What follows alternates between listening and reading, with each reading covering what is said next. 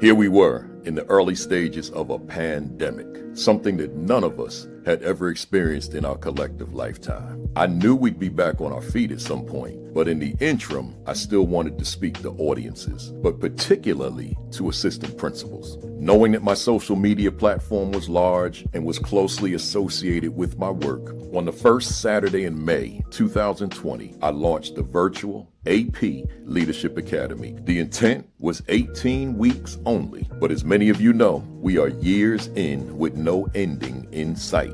We are now the AP and New Principals Academy, as many of the assistant principals from the original virtual AP Leadership Academy became principals. If you're new to the platform, welcome. If you're a leadership veteran, this platform continues to be relevant for veterans in principal leadership, assistant principal leadership, and aspiring school leaders. With that said, it's time for today's session.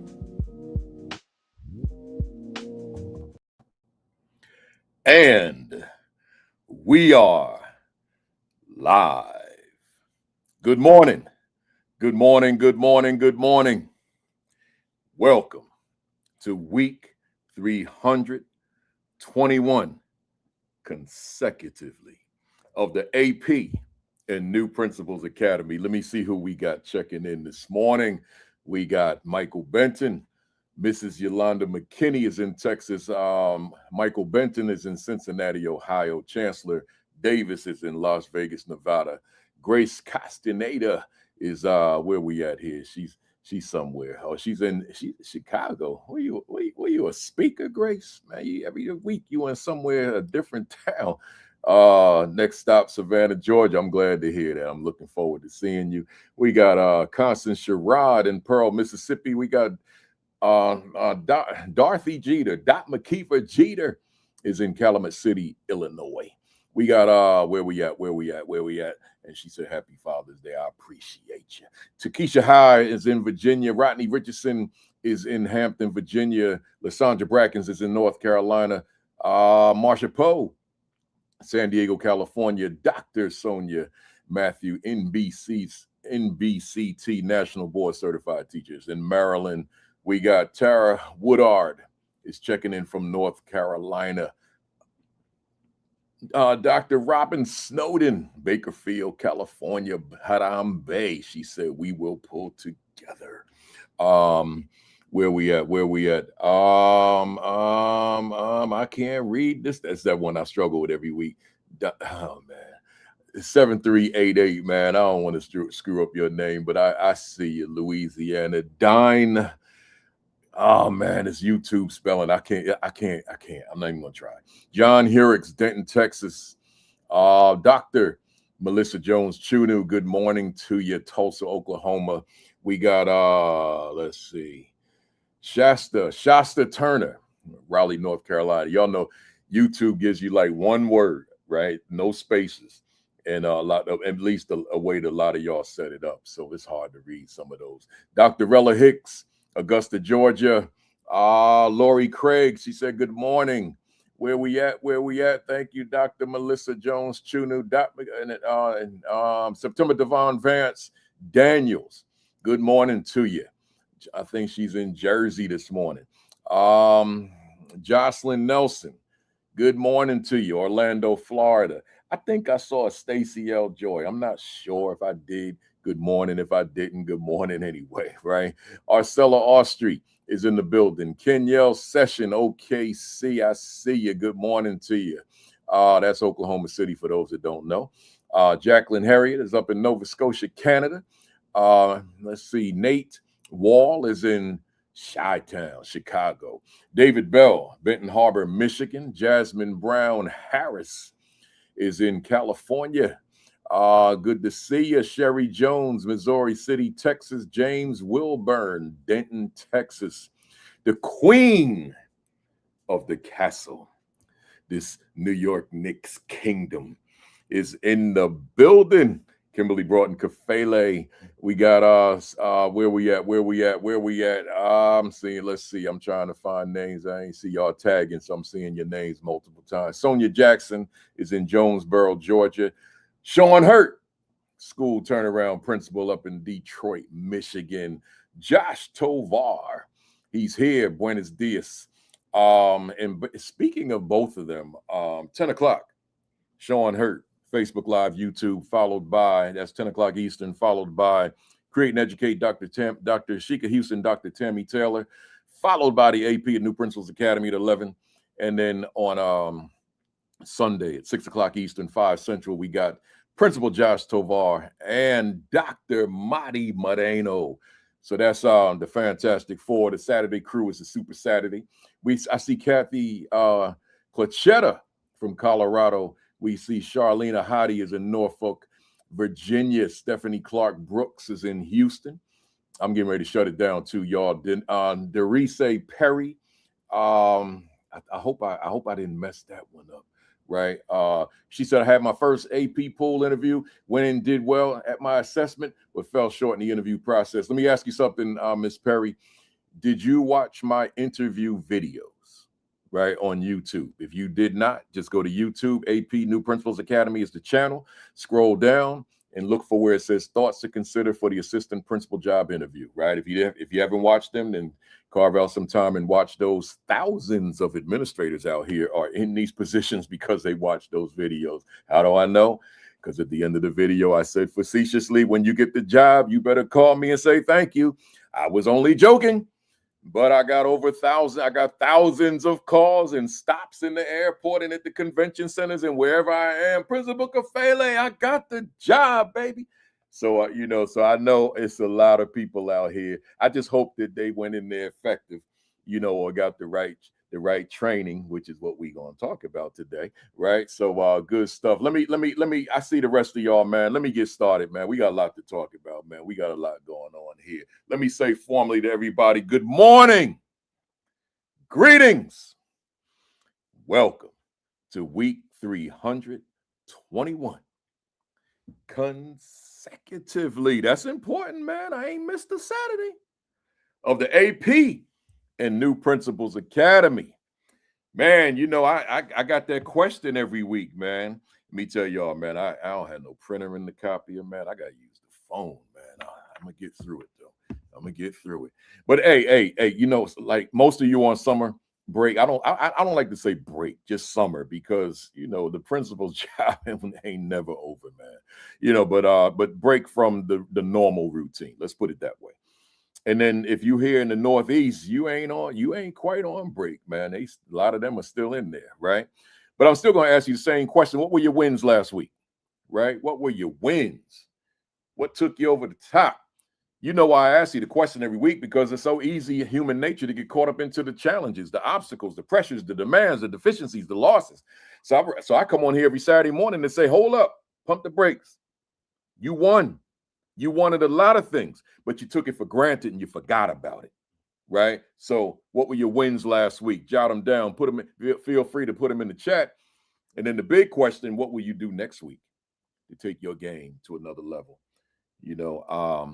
Speaking of wins, man, shout out to these places I was last week. The Milk and Educator Awards Forum, I did the last week's live from there in Washington, D.C.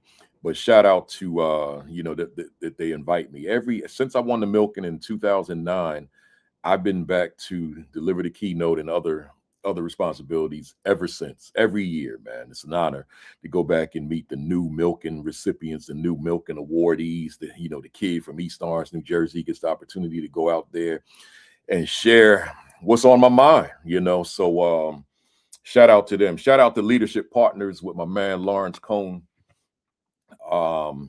Been going out there every year in Houston at Rice University and just talking to leaders all day long, man. Shout out to them. Leadership Partners, Houston, Texas.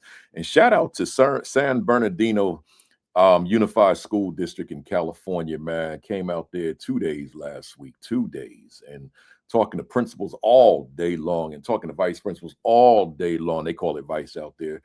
And it's just an extraordinary week. 7 days on the road. I'm still tired. Look at my eyes, y'all. Take a look, man. They barely open, right? It's them flights, man. Let me tell y'all something. The flight guides were not on my side this week. Whew. No, they were not working with me. So so the week is just long when you're in this business, man. When you're in this business, and I'm back out next week for another dose. I ain't bragging because I'm old, man. I'll be 66 soon, man. I ain't trying to do this forever. I'm gonna pass that torch to one of them young bloods, But hey, y'all, let's get into it. Welcome to the first timers. Hey, first timer, I'm glad to see you. But I gotta say something to you. If this is in fact your first time, you know what that means. It means you missed 320 sessions. 320. So go to the YouTube channel, AP and New Principals Academy, and just binge watch, right? Every session, gold, right? In fact, platinum, every session. So just check them out. Go back to week 1, which was the first Saturday in May 2020. And here we are, 2026, and going strong, baby. Going strong. As I announced a few weeks ago, and I'm gonna keep announcing it till we get to September, we're gonna do something different starting the first Saturday in September. First Saturday is always my solo Saturday. Now, some of y'all getting this wrong, so let me correct you if you're on here. But first Saturday beginning in September, I'm only going the first hour on here, this platform, StreamYard. The second hour we go to Zoom because I need to talk to y'all. Right. I mean, I need to engage with y'all, right? And some of y'all, I know you want to engage with me, but with the volume of inboxes I get every week, I get at least 10 to 20 people say, "Can we talk?" Man, I can't. That's kind of hard, y'all. I got to live my life, right? So we go to Zoom at 12 o'clock, first Saturday starting in September, and now we can dialogue. So I want you to be a part of that, right? That's every first Saturday we go to Zoom. So you might be asking, how am I going to get there? How do I get the link? Glad you asked. This is where some of y'all are messing up. I told you to go to my AP and New Principals Academy Facebook page, but some of y'all are going to my Principal Kafele Facebook page. I said, do not do that. I can't be organized there. You got to go to my AP and New Principals Academy Facebook page. And then when you get there, I need you to say, I'm in or I'm down. Either one, right? You ain't got to give me no long explanation, man. I ain't got time to read it. Just I'm in or I'm down, and then put your personal email address, not your work email, because they got filters. Your personal email address. Some of y'all saying I'm in, and then you're not leaving me no contact information, right? I need the email address because I'm sending the link because I have to have absolute control over who gets into that Zoom because I don't want no trolls coming in there, right? So I need your email address, and I'm going to ask you now, and I'm going to ask you till September. Do not share the email, the link. Do not share the link. I don't want that link shared unless it's one of your close friends or comrades or colleagues, and you know they need to be on here with us. Then fine, but don't put it on like your social media page. You got to get with Kafele. No, don't do that. I don't want this public.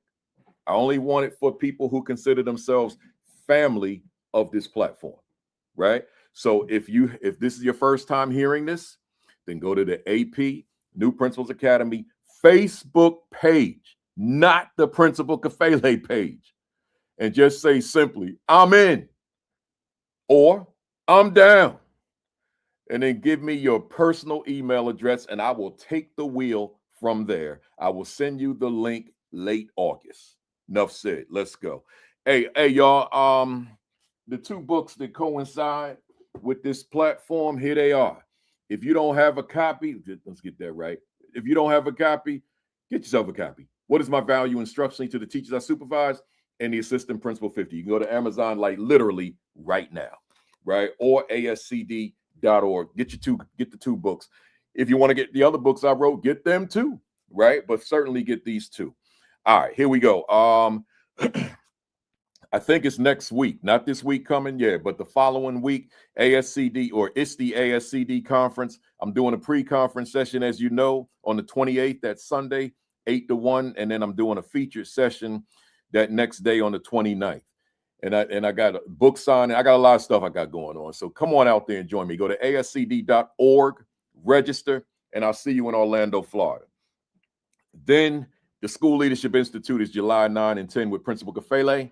Come on down to Savannah and get with me. We'll be there from 9 to 4, both days. Savannah, Georgia, right near the airport. You don't have to travel far. You don't have to get a rental car. Just jump in an Uber or a cab. You'll be right there, and we're going to talk leadership for 2 days, right? 9 to 4, particularly on the instructional side. Then make sure you come to National Association of Elementary School Principals, NAESP. I'll be doing 2 feature sessions on July 14th. That's also in Orlando, Florida.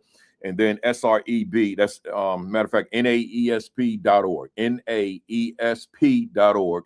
And then SREB, Southern Regional Educational Board, July 15th in Nashville. I'll be doing 2 sessions there, 2 feature sessions. So come on through SREB.org. That's all my public events this summer. Everything else is private. We can't invite you there.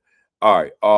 I just touched my hat. Hey, man, shout out to the New York Knicks, man. Y'all know what's up. You know what time it is. You know what this is, man. I ain't been wearing no baseball jerseys in the past, month or so. I'm rocking all Knicks, baby. That's what I wear. Right? All Knicks, man. We the world champs. It took us 53 years to get there, but we here, baby. We here, right? So shout out to the New York Knicks. Shout out to the entire team, right? We here. We in the building. Orange and blue skies. All right. My monologue. Let's get into it. It's called Training Ground for the Assistant Principal, right? Once again, my monologue is entitled Training Ground for the Assistant Principal. One of my guests today, Dr. Deborah Wortham, she didn't know I did this, but she had this quote she wrote, she created. And I said, I'm going to use this to introduce my monologue. This is what she said. She said, the principalship is not born on the day someone receives the title. It is cultivated over time. If we want stronger schools tomorrow, we must intentionally develop stronger assistant principals today. I think I need to read that a second time, y'all. Again, Dr. Deborah Wortham, educator extraordinaire, retired superintendent. She said, the principalship is not born on the day someone receives the title. It is cultivated over time. If we want stronger schools tomorrow, we must intentionally develop stronger assistant principals today. I read that when she sent it to me, along with her talking points, and I said, man, that's a whole session. Just that right there. That's a whole session. So let me turn it into a quick monologue. Listen, y'all, the assistant principalship. I've said it 1,000,000 times, so here's 1,000,001. The most misunderstood and underutilized position in all of education. So what I'm saying here, just think about it. And it's not that we haven't had this conversation, but we haven't had it the way she wrote it. So think about it. You got this administrator who just stepped out of the classroom and is now an assistant principal. You went from teaching some children to now you are number 2 in a building. You are an administrator. You are one of the leaders in the building. But here's the question. While you serve as this leader, and who knows how long that will be. It could be a year. That was my situation. It could be 3 years. It could be 5 years. It could be 10 years, as we hear from that various different people. But whatever the duration of time that you're going to serve as assistant principal, some of you by choice, others circumstances. But what is the training that will ensue while you're in that position? Because if you're reduced or relegated to a disciplinarian, for example, a lunchtime supervisor, and that type of thing, these ancillary, tertiary roles that so many assistant principals play, then at some point, somebody is going to be impressed with your interviewing skills, and they're going to offer you a position as a principal. And now that you're this principal, what will you bring to the table? You spoke a good game. Maybe you watch my interview videos, right? So you talk the right stuff. But now you're in this position, but you were never trained. You just kind of saw from a distance what the principal was doing. And I don't even know for sure, for certain, the principal was highly effective. So now you just kind of watch, and now you're in this position. But if you were not trained, then negligence occurred. And that on two levels. Number one, the principal and others that didn't train you within that district. But number two, somebody didn't do their homework and just were dazzled by your interviewing skills and went on and took a chance on you. So it's not to say that you can't grow in the position, because you can. I did. But you didn't receive the requisite training, and that matters. Hey, principal out there that's watching right now, as I hold up the mirror, how's the training going in your school? How's the exposure going into your school for the assistant principal, so that assistant principal can maintain sustained continuity, as opposed to, oh boy, we got a brand new principal that knows nothing, and now we got to start all over. That's negligence. That's malpractice. That's what it is. So we've got to ensure that we understand that as a principal, hear me well as I close, as a principal, yes, you've got a full plate. Yes, the contents of the plate go beyond the roof of the school. But you know something? This is the part you don't get in grad school. I don't know if they teach this or not, right? This is the part that you really don't get in the PD sessions. I don't know if folks do this or not, but I'm going to tell you something. One of your core primary responsibilities as a principal is to groom your assistant principals. If you're threatened by this individual, that's a problem. Whose problem is it? It's your problem. If that AP was placed in your school and it wasn't the one you wanted, hey, that's who you got. And if you're really about this district as opposed to about yourself, then you're going to go on and do the requisite responsibilities and ensure that this person is prepared. And I might add, not only prepared to one day be a great principal, but prepared to be a great assistant principal. Because, I mean, what's the use when you're trying to do things, you're trying to turn a school around, you're trying to transform a school, you're trying to transform a culture, but you got an assistant principal that doesn't measure up. You got an assistant principal that's a walking liability, right? A living, breathing liability. So it's incumbent upon you, principal, to train up that assistant principal. But if I might yell, or holler is a better word, at the superintendents that see this platform, and the assistant superintendents, and the directors, and even the supervisors, those APs are falling under you too. And so are those principals. So therefore, it becomes your responsibility. You may not be doing the training, but it becomes your responsibility to ensure that your principals are measuring up as it relates to developing your assistant principals. That matters. But I got 3 superintendents coming on here, 2 retired, 1 active, who could probably articulate this far better than I can, right? So let me get them up. So enough said. Let's go. Let me get them on up here. I don't know if I changed my screen the way it should be. Yeah, I think I did. Here we go. Boom, boom, boom. Good morning to you. Good morning. Good morning. I'm glad to see y'all for part 2. You know, that part 1 was so powerful. Hey, Dr. Wortham, you know I had to take that quote, man. You know. I ain't taking credit for it, but I had to borrow that one, man. That brought tears to my eyes. Oh man. When I saw it the other day, I'm like, man, that's a whole book. All right, so that's the hint. Now it's up to you. It's up to you. I got that. There it is, because it's powerful. Yeah. And it's true. Yeah, that's right. Hey, to the fam out there, let me read the bios. But y'all, I can't read your entire bios this time. Y'all sent me a lot of stuff. Let me read as much as I can, right? Because I want to get to the content. But Dr. Deborah Wortham, EDD, what's that ACC stand for? Associate coach. I am certified. Oh man, Yes. that's a After different. retiring from the superintendency, I wanted to be an executive coach, and I went back to the UPenn. Oh my goodness, Oh went wow, back to school, okay? And now took the International Coaching Federation exam and passed. It's like taking the bar. And wow, so now I am an associate coach, certified credential coach. wow. That's Call big. me. That's big. That deserves an applause.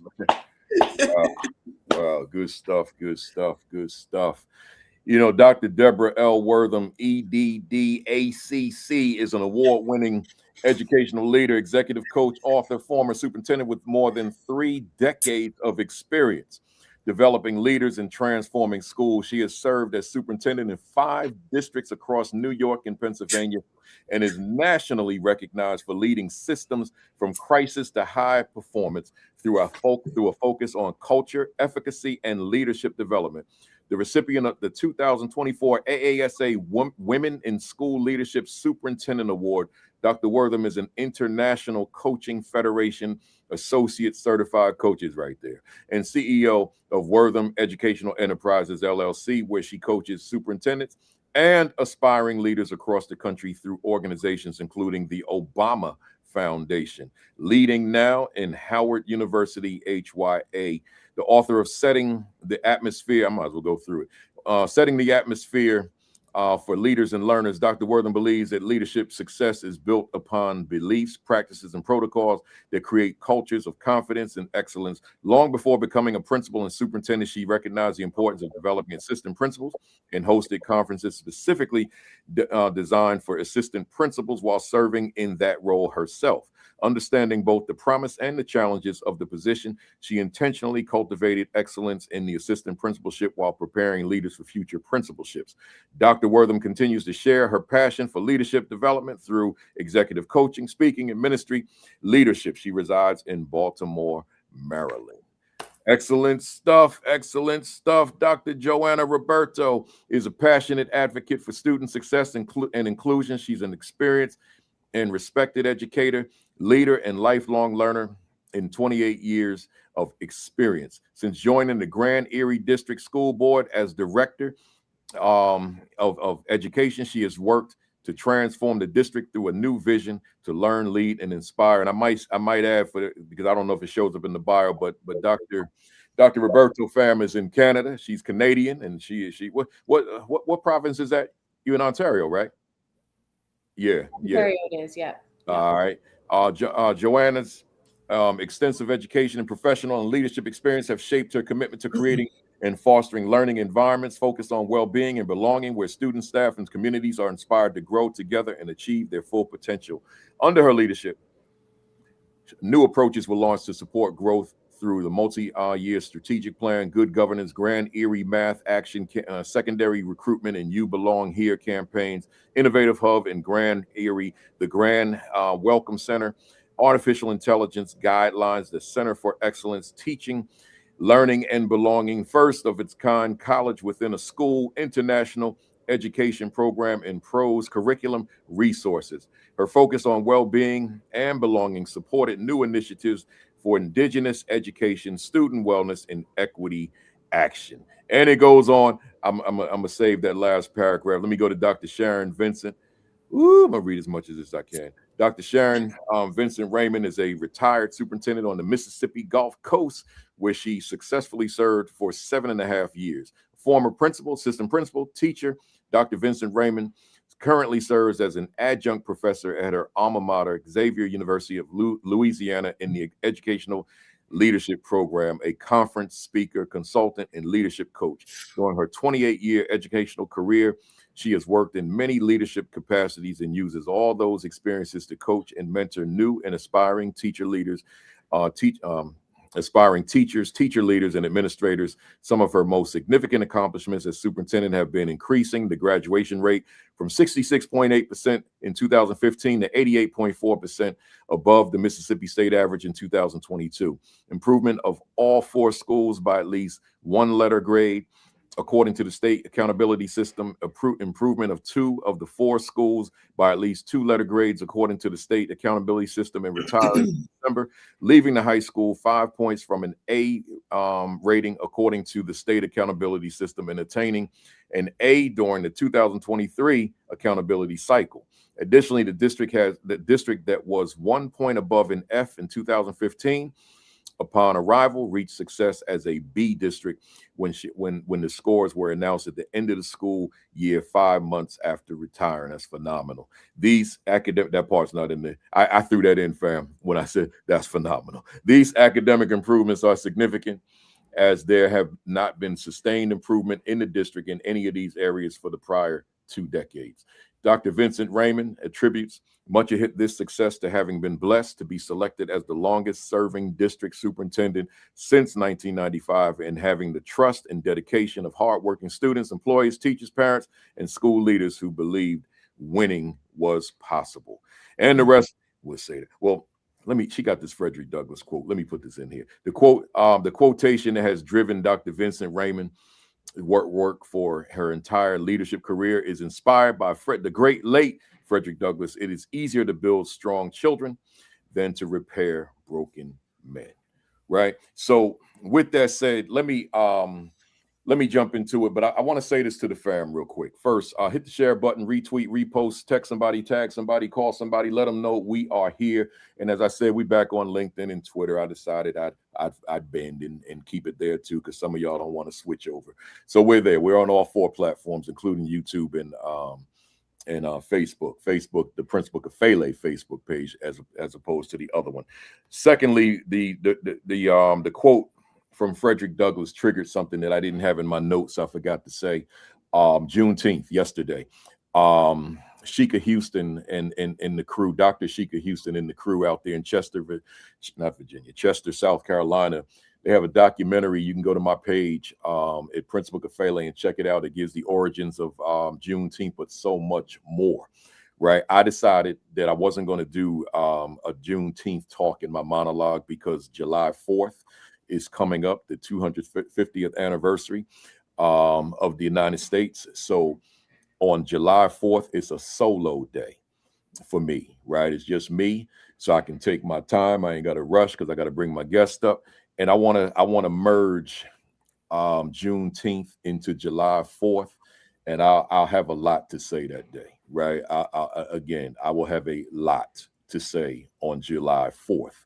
So join me, right? I think it'll be instructive for your leadership, for your schools, for your districts. So join me again, July 4. We're not taking the day off because of holiday. We don't take off Christmas. We don't take off Thanksgiving. We don't take off New Year's. We don't take off any day. We're here, right? So join me on July 4th, and we're going to get into a little Juneteenth and July 4th as it relates to the work we do, right? I'm not going to do a political talk. It's going to tie into the work we do. And I think it'll be very beneficial for everybody that's on the other side. All right. So with that said, let's jump into it. To the fam, my 3 guests were here with me back when we were 200 something. I don't know what the exact, I think it was 293 to be, I think it was. And we didn't finish. So I took some of what we didn't finish, merged it into today, but applying it to the assistant principal. So our topic today, we've got to get the assistant principalship right. Once again, we've got to get the assistant principalship right, because it's wrong in so many places. It's just wrong. It's dead wrong. So Dr. Wortham, you asked the question in the last session. You said, what, in terms of your talking points, you said, what is the leader's role in setting the atmosphere for the year? In your question, you highlighted confidence, hard work, and achievement, right? So my question to start us off, what is the assistant principal's role in assisting in setting the atmosphere, if any? Wow. What is the assistant principal's role in setting the atmosphere? And I just want to say, first of all, thank you, Principal Kafele, for continuing the journey, Thank not giving up. you. Thank And you. I also, just at the top of this, excuse me, just want to say that you work, your voice is to assistant principals, but also it has to be for principals, directors, assistant superintendents, superintendents. It is the same message. We Yes. can't have one message for assistant principals and then another message for the other population. Yes. So I want to say to the audience, hear well, hear well. Principal Kafele has the vision, but he has the vision for leadership. And it's not just for assistant principals, but that message, no matter who you are, hear well, take it, take it. And so the assistant principal's role in setting the atmosphere is, I'm going to say it again, for anyone. And it starts with confidence. It starts with confidence. You have to know who you are and whose you are. You have to know who you are. When you believe in your capacity to breathe, when you believe in your capacity to move forward, then that gives you the effort to do just that. Because without the confidence, then you don't have the strength to move forward. And then that leads to success. That leads to achievement. But it all starts with belief. I could tell as a principal, or even when people walk into the building, what kind of mindset you are bringing with you, what kind of energy you're bringing with you that day. Have you ever seen people walk into a building and when they're signing in, the good morning is shallow? You can tell by the shoulders, by their demeanor, by their walk. Bring the energy. And when you bring the energy, that means you're bringing the confidence and you're bringing success with you. That happens each and every day. Let me digress. You are not successful the day that you are appointed, no matter what the position is. When the board says you're approved, that didn't equip you that morning or that evening. The equipping started years ago. I've heard so many times, I just want to be an assistant principal. I just want to be a principal. I just want to be. Be that today. Equip yourself today. Wrap yourself around people who believe in your capacity to grow and develop. That was a pause right there. Mm-hmm. Surround yourself. So what does the assistant principal need to know about a growth mindset? Positive thinking. Do away with stinking thinking. Anything that tells you I'm too tall, I'm too short, I'm too wide, I'm too narrow, do away with it. It is not productive. I remember the day when the principal told me as an assistant principal that I was banished to 3 periods of cafeteria duty. And when I finished, well, first she said the morning entry. And then when you finish morning entry, then I want you to do 3 periods of cafeteria duty. And then you're going to have to deal with the discipline after that. And then I want you to handle dismissal. I want you to know it was the best assignment ever, because I took that assignment, which was meant to banish me. I took that assignment and turned it into who I am today. Mm. What does that mean? I learned relationships in the cafeteria. I learned all about the students, and we talked about their achievement. We talked about, where are you going in life? What are you going to do in life? It was the greatest thing. And at that time, Oprah Winfrey was really big, starting her talk show, etc. And I pretended like I was Oprah Winfrey. I took that microphone and I would walk from cafeteria table to the next, to the next, to the next. And I learned to be a keynote speaker right there in that cafeteria. Yeah. So you have to take what your assignment is and make it great. Love That's confidence. So Love that confidence led to the energy to succeed. Commitment, focus, and strategy. Be committed to the assignment. Focus on doing a great job and go ahead and enjoy the success. I love it. I love it. And you triggered a thought. I think I learned to be a keynote in those capacities as well. Because I had an audience every day. I think. Well, she told me I was going to be the principal of a boiler room. Wow. And so I had to take that stinking thinking and turn it around to something great. Yeah. That stinking thinking. That's some Zig Ziglar right there. That's good stuff. Good stuff. Hey, Dr. Roberto, you said in the previous talking points from last time, you said be present and demonstrate passion and commitment to the process. So my question to you, what does that look like for an assistant principal when you say be present and demonstrate passion and commitment to the process, given the stereotypes of so many AP or VPs that, as Dr. Wortham just talked about, banished to these positions, these roles? I think it's a critical aspect. I guess, coming in Ontario, we have what's called a leadership framework. It's all about influence. And part of that is how you, as a vice principal, are present in your work.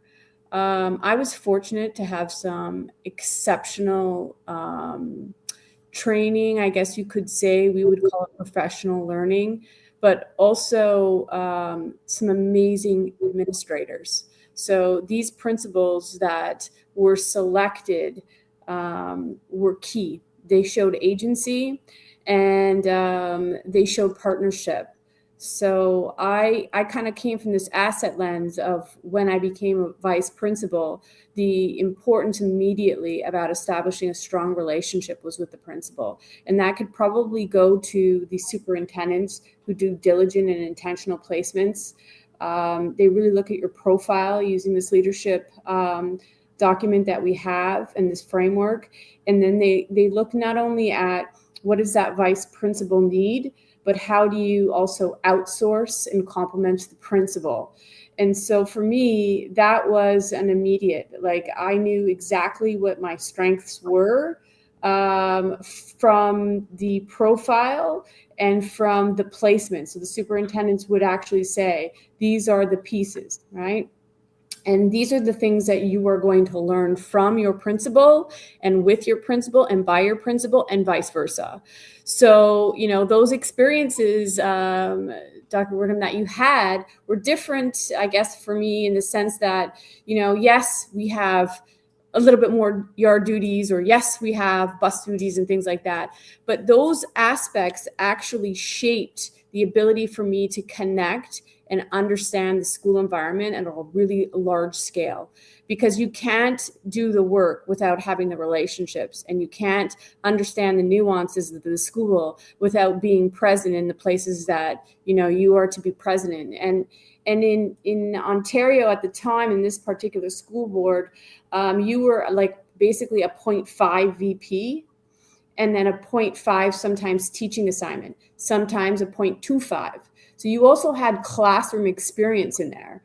And I think that those aspects really they helped you be more well-rounded, I would say, in terms of understanding the pressures of being in the classroom, but also kind of being in the middle of triaging the classroom teachers, the buffer to the principal, and then your basically it's kind of like your loyalty to your partner. And there was never a time when our superintendent came in that I was never part of the meetings with the superintendent. Like, we were both at the table with the learning resource teacher, with the staff. There were particular things that I said, I'm really good at doing these things, so I could lead the instruction in professional learning communities, but I really need to be strengthening my relationships or my work at dealing with difficult situations. So performance appraisals, right? Because I had never done one. You went from the classroom, and now you're all of a sudden given a list of teachers that you need to give performance appraisals to. So I knew that, and so did the superintendent from the profile, hence the intentional placements where I had really good principals who said, okay, you've been outsourced to give me the instruction. I'm going to give you the outsource to support you in developing those performance appraisals. And I think that whole part about being present was, it took me back to my very first day on the role. And I was replacing a VP who was, loved. And my principal said, in a month, that will go away, because, everybody likes to have these phrases and these cliches of you got to fill these shoes, and how are you going to do it? This person was renowned. And, here I'm coming in from a grade 7 classroom. And I remember him just saying to me, just stand in the hallway. They will ask you for help. And the first person that does, go with it. And I remember doing that. It was probably the most simple advice ever. And that is how, I was able to build the relationships about being present. And he said, in a month, it'll go away, and then your style, your leadership, who you are, will actually permeate in the district, in the school, and in the halls, and in the classrooms. But you got to just stick with it. And so that's kind of where I came from, my own personal experience, but also, moving on to being like a mentor for VPs, and then being a mentor as a principal. And, that whole cycle, that whole journey of mentoring along the way was key. And I want to end with this. I still say this, you're partnered with somebody, hopefully in an intentional way. But the other piece is you're there to take some really good things to add to your toolkit as a leader. And there's also things that you'd say, I'd never do, right? That's the learning aspect of the role of the vice principal. And so we're very, very intentional about our work around the in-services and knowing the leaders before we place them. Even as a CEO, now we've changed our titles in Ontario of a school district. One of my key roles is to ensure that I am supporting my superintendents in placing principals and vice principals. And they need to come to the table, and we do this over 3 months, and we begin in March and we end in May. And we are, this is the big placements. I mean, we always have some throughout the year, but we are very intentional about leveraging the leadership framework, knowing our vice principals coming in, and actually intentionally doing the very best to place them with principals. Good stuff. Good stuff. I'm going to keep it moving so we can get all this in. Dr. Vincent, you said in the previous talking points from way back when, you said it takes a village. We have to be the village for the children, the parents, the community, and sometimes ourselves, but it is necessary to win for children. So be the village. So my question now, again, I'm tying everything to the APVP. How does this message correlate with assistant principal leadership? Well, because they are part of the village. And they have to be an intentionally focused part of the village. And that's when we have to rely on our principals to, unfortunately, Doc, we don't have the situation where we're able to place people with the right people because of a leadership framework, especially in a turnaround situation. You get who you get, and then you try to hire to fill the gaps. And in hiring to fill the gaps, you may have more gaps. But the job of the leadership team is to see the gaps and then teach to those gaps so that we are able to pull together to become one village, moving in one direction for the sake of children. If we fail to do that, then no one wins. You don't have good retention. You don't move test scores. You don't have a good school culture. And all of those things are super important in order for a turnaround situation to occur. So, as simple as it sounds, be the village, right? It's very difficult because you have people coming from different places with different talents. I will tell you, I had two phenomenal principals, Dr. Joe Griffin, as you know, and Dr. LaQuanta Nelson. And the one thing that I learned from those two is to trust their process, not my process, their process. They were hired to do a particular job. We became one village, and then they said, Doc, let us work our plan. And I had to trust. And that was the hardest thing in a turnaround situation. But in a village, in a family, comes trust. Yeah. And you observe, but you also have to trust the process of the people in your village. We pulled together and you read the results. It wasn't me, it was we. Yeah. Yeah. That's incredible, that, to the both of them are good friends, and they both work with you under your leadership. That's, and then I brag on them. Yeah. All the time. Yeah. The three of you are out here, doing this heavy lifting that you do. So great stuff. Great stuff. I'm gonna keep it moving, y'all. Dr. Wortham, second round, you indicated, and again, the old talking points, you indicated the significance of the leadership knowing one's why. Given the widespread misunderstanding and underutilization of the assistant principalship across America, how does an assistant principal maintain a focus on a why? Wow, that is a powerful ask right now. Yeah. Knowing your why. When you think about the Knicks and knowing your why, Yeah. after 53 years, yeah. But knowing your why, it doesn't change.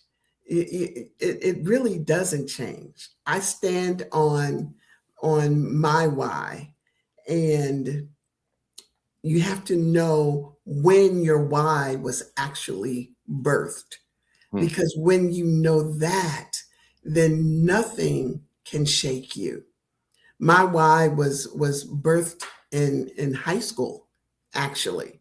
And I remember my sister Lori was diagnosed with multiple sclerosis, and we were asked to go see the University of Wisconsin in Madison, Wisconsin. And I was the one who was assigned by whatever means. We never know why I was dedicated to take care of my sister Lori every day after high school. But I did, and I did with joy.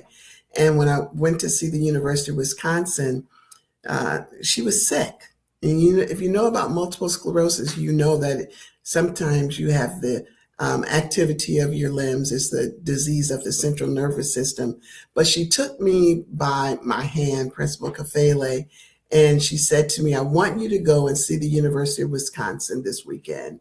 And if that's where you want to grow and develop, promise me that you will be the best that you can be. And we shook hands. I did not understand what it meant to be the best that you can be, but I figured go see the University of Wisconsin, come back and get a clear understanding. And I went and I got off the bus, and what I saw was ice cream. I saw cheese everywhere. Wisconsin is known for dairy products. And I just said, this is the place for me. So I got back on the bus and went home to Chicago, 3 hours away from Wisconsin, to tell my family that that's where I want to go. I wasn't going to tell them about the ice cream and the cheese. I was going to talk about the curriculum, and I wanted to major in education. I was going to tell them that part.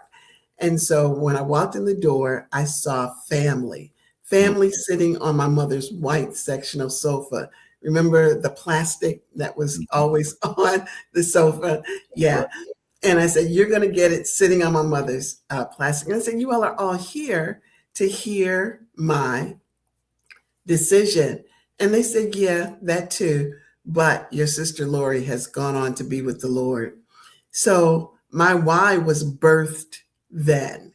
What does it mean to be the best that you can be?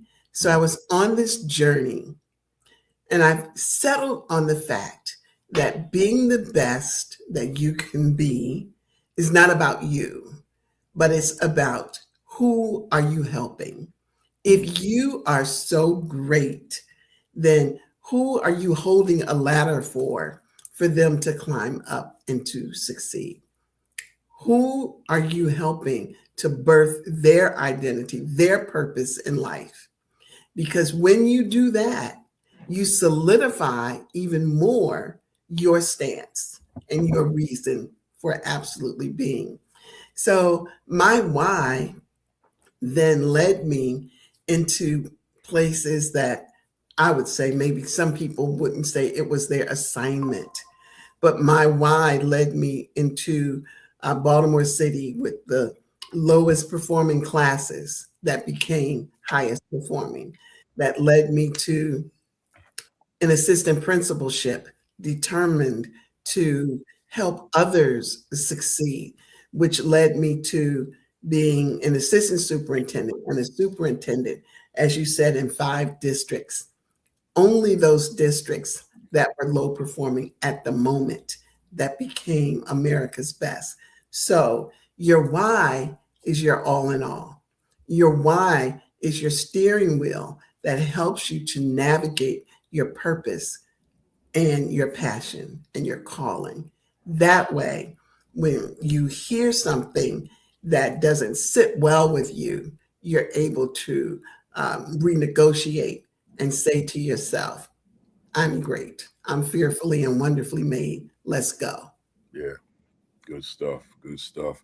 I'm going to keep it moving. Dr. Roberto, you talked about leaders surrounding themselves with leaders that they can work with, lead with, and elevate their work. How does that message correlate with the role of the assistant principal? Well, thank you. I think it kind of dovetails nicely into the first, response I was giving you about how we are so intentional, right, about pairing our folks up.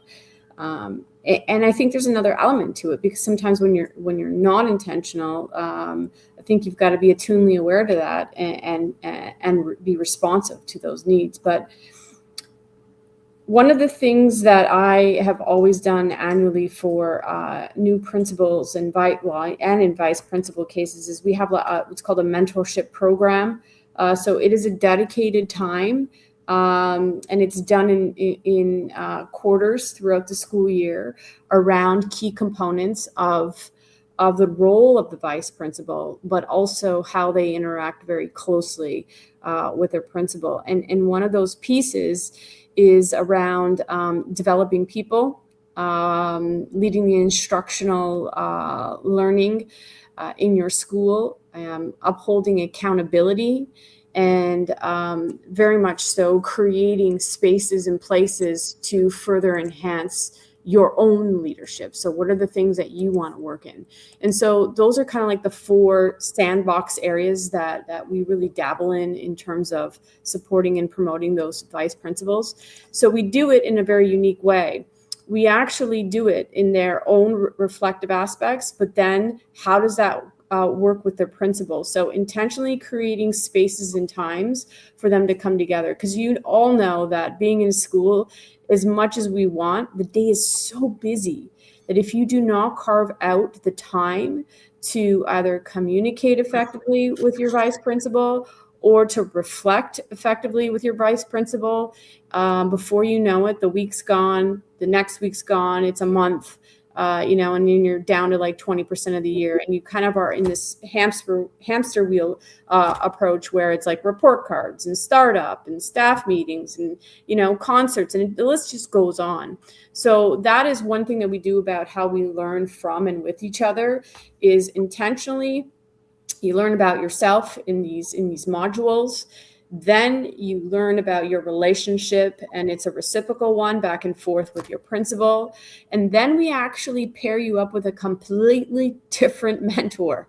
So it gives you some more autonomy, because what we want is to network vice principals with other principals. And it gives you an opportunity to kind of bounce some things off of somebody else.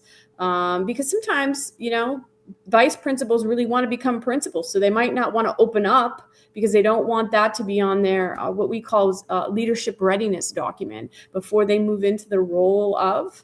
And so the more we can expose them to a variety of different principals, the better we are in creating networks across our district, and then learning and leading from one another. Very good. Very good. Last one, and then we get to today's stuff. Dr. Vincent, you stated that if we spend as much time on onboarding our staff and leaders as we do correcting them, we could spend more time rewarding and retaining them and less time seeking to replace them.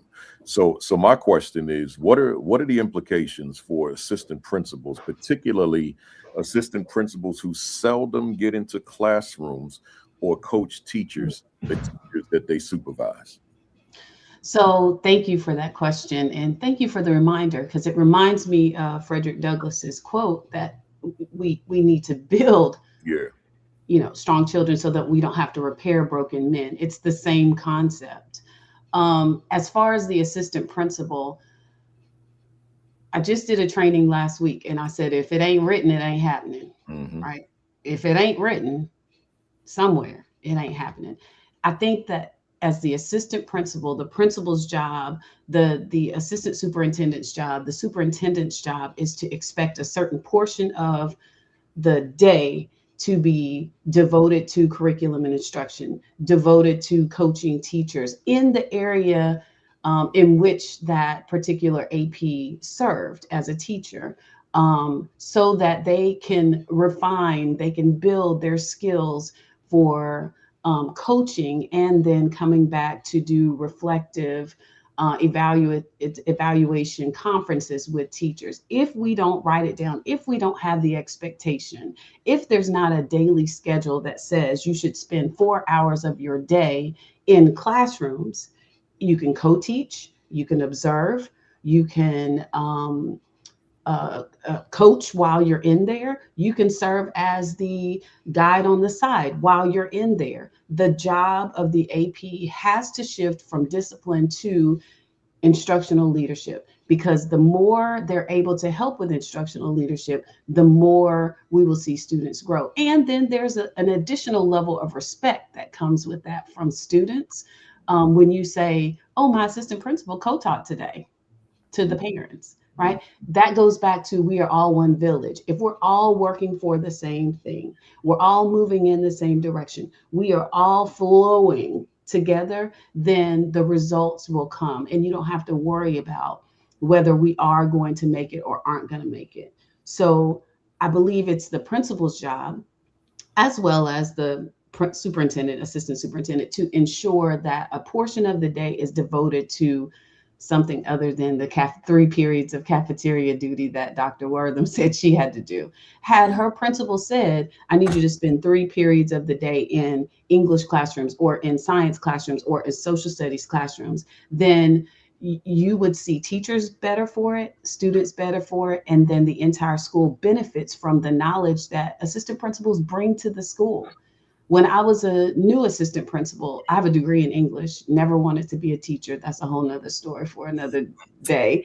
But my principal also had a degree in English. So we split up in the summertime. He said, okay, you're going to focus on social studies with reading content, and you're going to focus on electives like the writing classes. And those were my assignments. I supervised those teachers.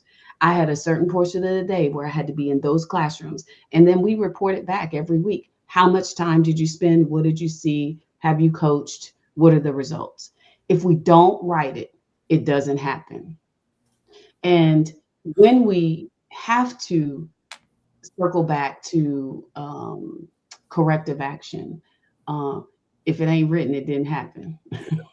So it's the same thing, but we want to build strong teachers so that we don't have to replace them. Replacing them costs so much money, so much time, so much additional training, so much effort. And in this teacher shortage in the United States and in Canada, we can't afford to just throw people away because they're going to show up someplace else. Yeah. Okay.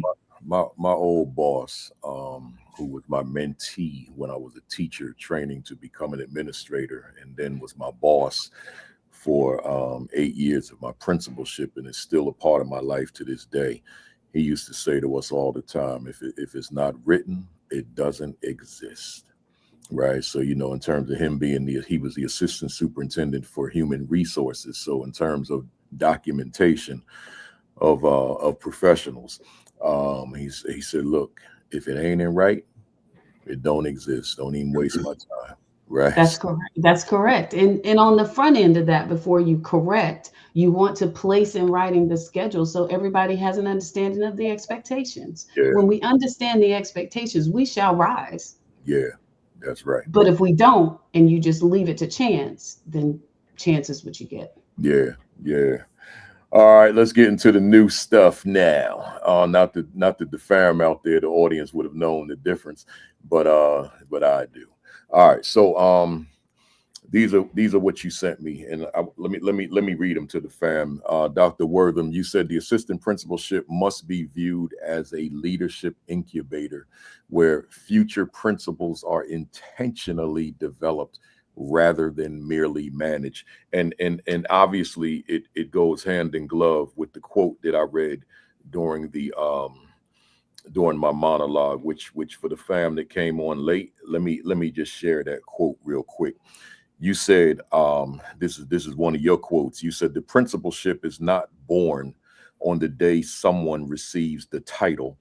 It is cultivated over time. If we want stronger schools tomorrow, we must intentionally develop stronger assistant principals today. So this first talking point you sent me, the assistant principalship must be viewed as a leadership incubator where future principals are intentionally, and that's a key word, intentionally developed rather than merely managed. I turn it over to you. What are you telling us? Well, I've always believed that the assistant principalship is more than a position. It really is preparation for destiny. And early in my career, while serving as an assistant principal, I recognized the need for intentional development. And as an assistant principal, I actually hosted conferences specifically for assistant principals because I understood that many of us were being assigned responsibilities without being developed as leaders. So if we expect principals to lead instruction, culture, budgets, and communities, then we must provide assistant principals with authentic experiences that cultivate those competencies. So the principalship begins long before the title arrives. The assistant principalship begins long before the title arrives. And I absolutely believe that the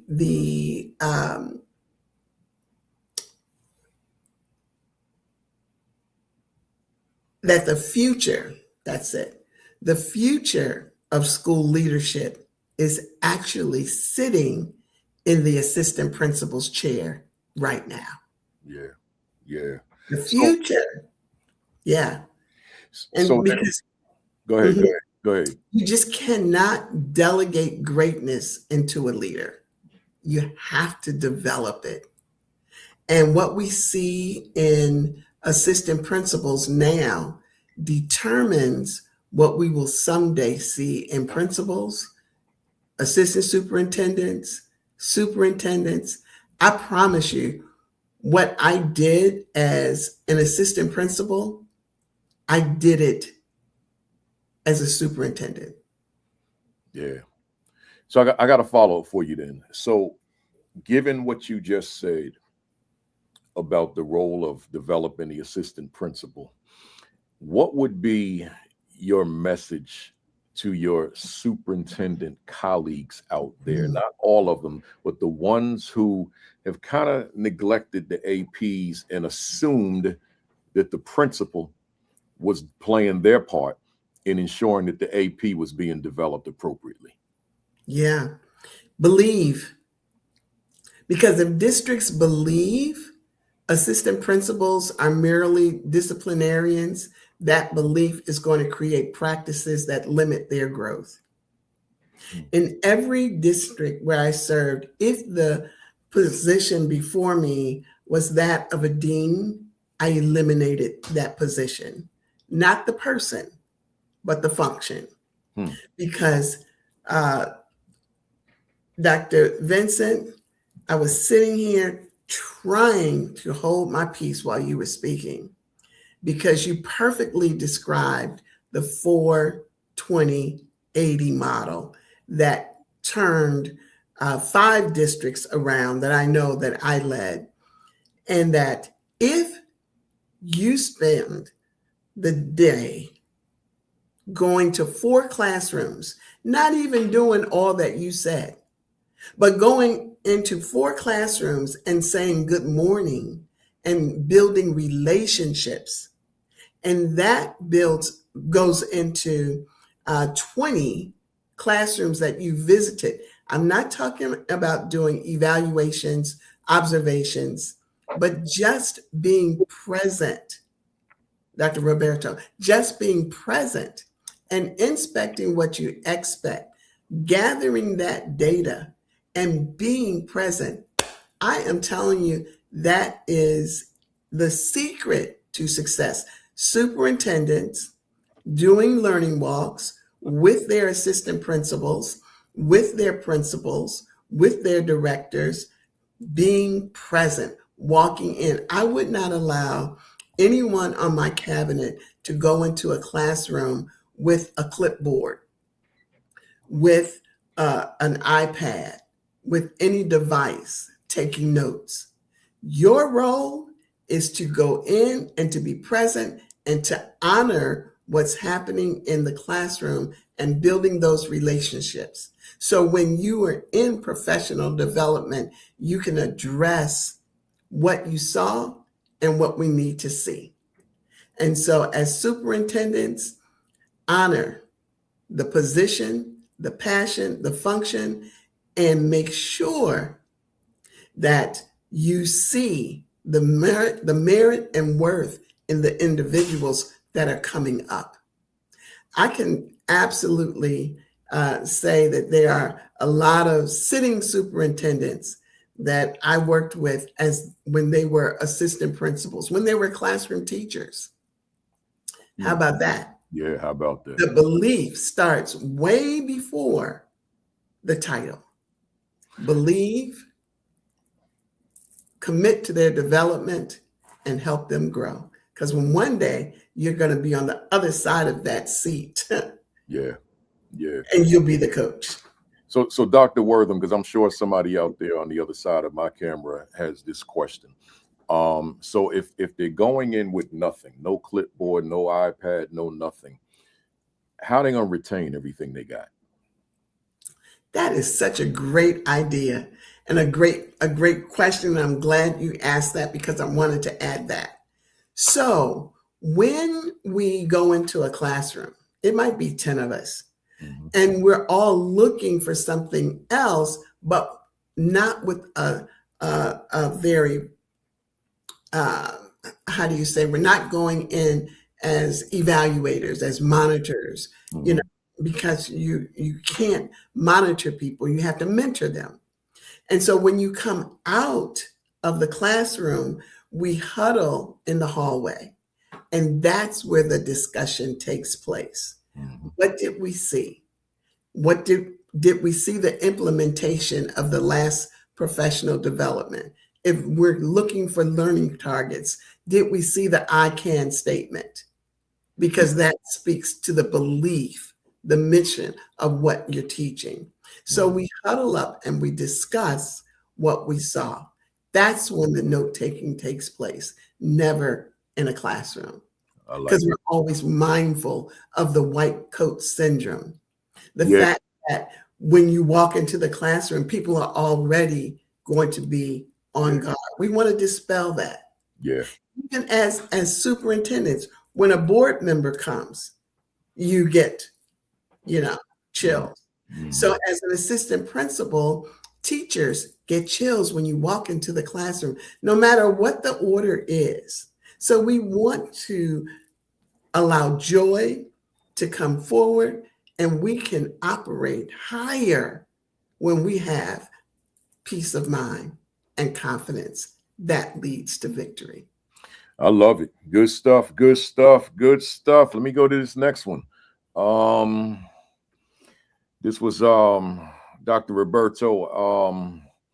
Mentorship matters in the role. Understanding the role. What works? What does it mean to demonstrate agency? Teach us. What are you saying? So I kind of want to go a little bit on what we were just talking about, is our commitment in our school boards in Ontario for our vice principals. We used to do these things called district reviews. And so we would, have a pre and a during and a post and go in almost like instructional rounds, like what Richard Elmer used to do about going in and seeing things. Ours is very intentional in being in those classrooms with either the principal or the superintendent or the instructional coach. And going into math classrooms, because that's an area that we have had to build capacity in. And so we're doing it at every level of the organization. So everyone is on the same, page, all hands on deck. So you have the opportunities to have the MLL, the multilingual coach in there, the math coach, the literacy coach, the learning resource teacher, the classroom teacher. So this has become now, go to your professional development as a group, go back into your classrooms. And so one of the pieces for the mentorship with the principals and vice principals is really understanding what those look-fors are. And exactly as what was said, do not go in with your checklist. They like these checklists. I think sometimes teachers do too, because they want to be able to have those requirements ticked off. And there used to be this concept where, you didn't go into classrooms unless you were disciplining, unless you were evaluating, versus actually going in and doing, we used to call them, there's the drive-bys and the drive-throughs, right? You're going in, because you can't do it in all classrooms and with all intention. And in Ontario, we have these particular grades that are also really vested in and focused on assessments, provincial testing, et cetera. So how do you support, right? And so you do have the, kind of going in and establishing the hellos and the relationships with those classrooms. And then you have a couple of places where you can really hone in on your own learning as a vice principal. And the teacher is reciprocal to that. So they also know that it's not a place of evaluation. It's a place of how do we further develop and support maybe that classroom, the instruction, et cetera. And that is how we have been building this mentorship around the classroom visits and understanding the intentionality between understanding the mentorship, what we see, what we didn't see, what types of questions we can ask. And also, what didn't we ask? And I think that that's a really important part of the work that we're doing around the instruction. One of the things that we really try to stress as well is you have 300 minutes of instruction in a school day here. And if you can get in 1/6 of that time, right, that's an important piece. And you have to have everybody on board for that. So the principal and vice principal can do it together, or they can kind of divide and kind of conquer and make sure that they are being seen as supportive anchors, but also supportive to their own learning in our districts. And so you block the time off. That means no walkie-talkie, paging, and the clerical has to support that too, because we always want somebody in the office. This is their dedicated time. So it's been part of our agency, and it's also been part of our mentoring. Good stuff. Good stuff. Good stuff. Let me keep moving. Number 3. Dr. Vincent said the assistant principal is not just discipline. He or she could be the next superintendent. Ties right into everything we've been saying. Go ahead. Well, yeah, well. We know that the superintendent's average tenure is 2.5 years. And one could go from being assistant principal this year to being appointed superintendent in 3 years. And the question is, are we doing what it takes to make sure that that assistant principal, now superintendent, is ready to lead an entire district? And although we don't like that reality, although we believe that there should be more time, or we feel that there should be more time, in Mississippi in particular, you have to have 6 years of overall experience in leadership, and 3 years you have to lead an A or a B school. Well, that's a new requirement. Wow. That was not a requirement. Yeah, that's new. How new is that? About 3 years. Okay. New. Okay.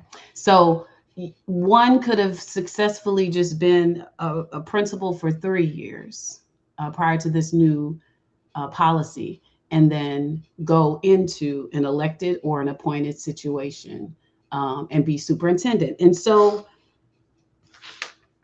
are we doing what it takes to prepare them just because they may be appointed? And that takes intentionality. In reflection, I think that as superintendent, I did a great job with the leadership team. We met every Monday. Principals met monthly.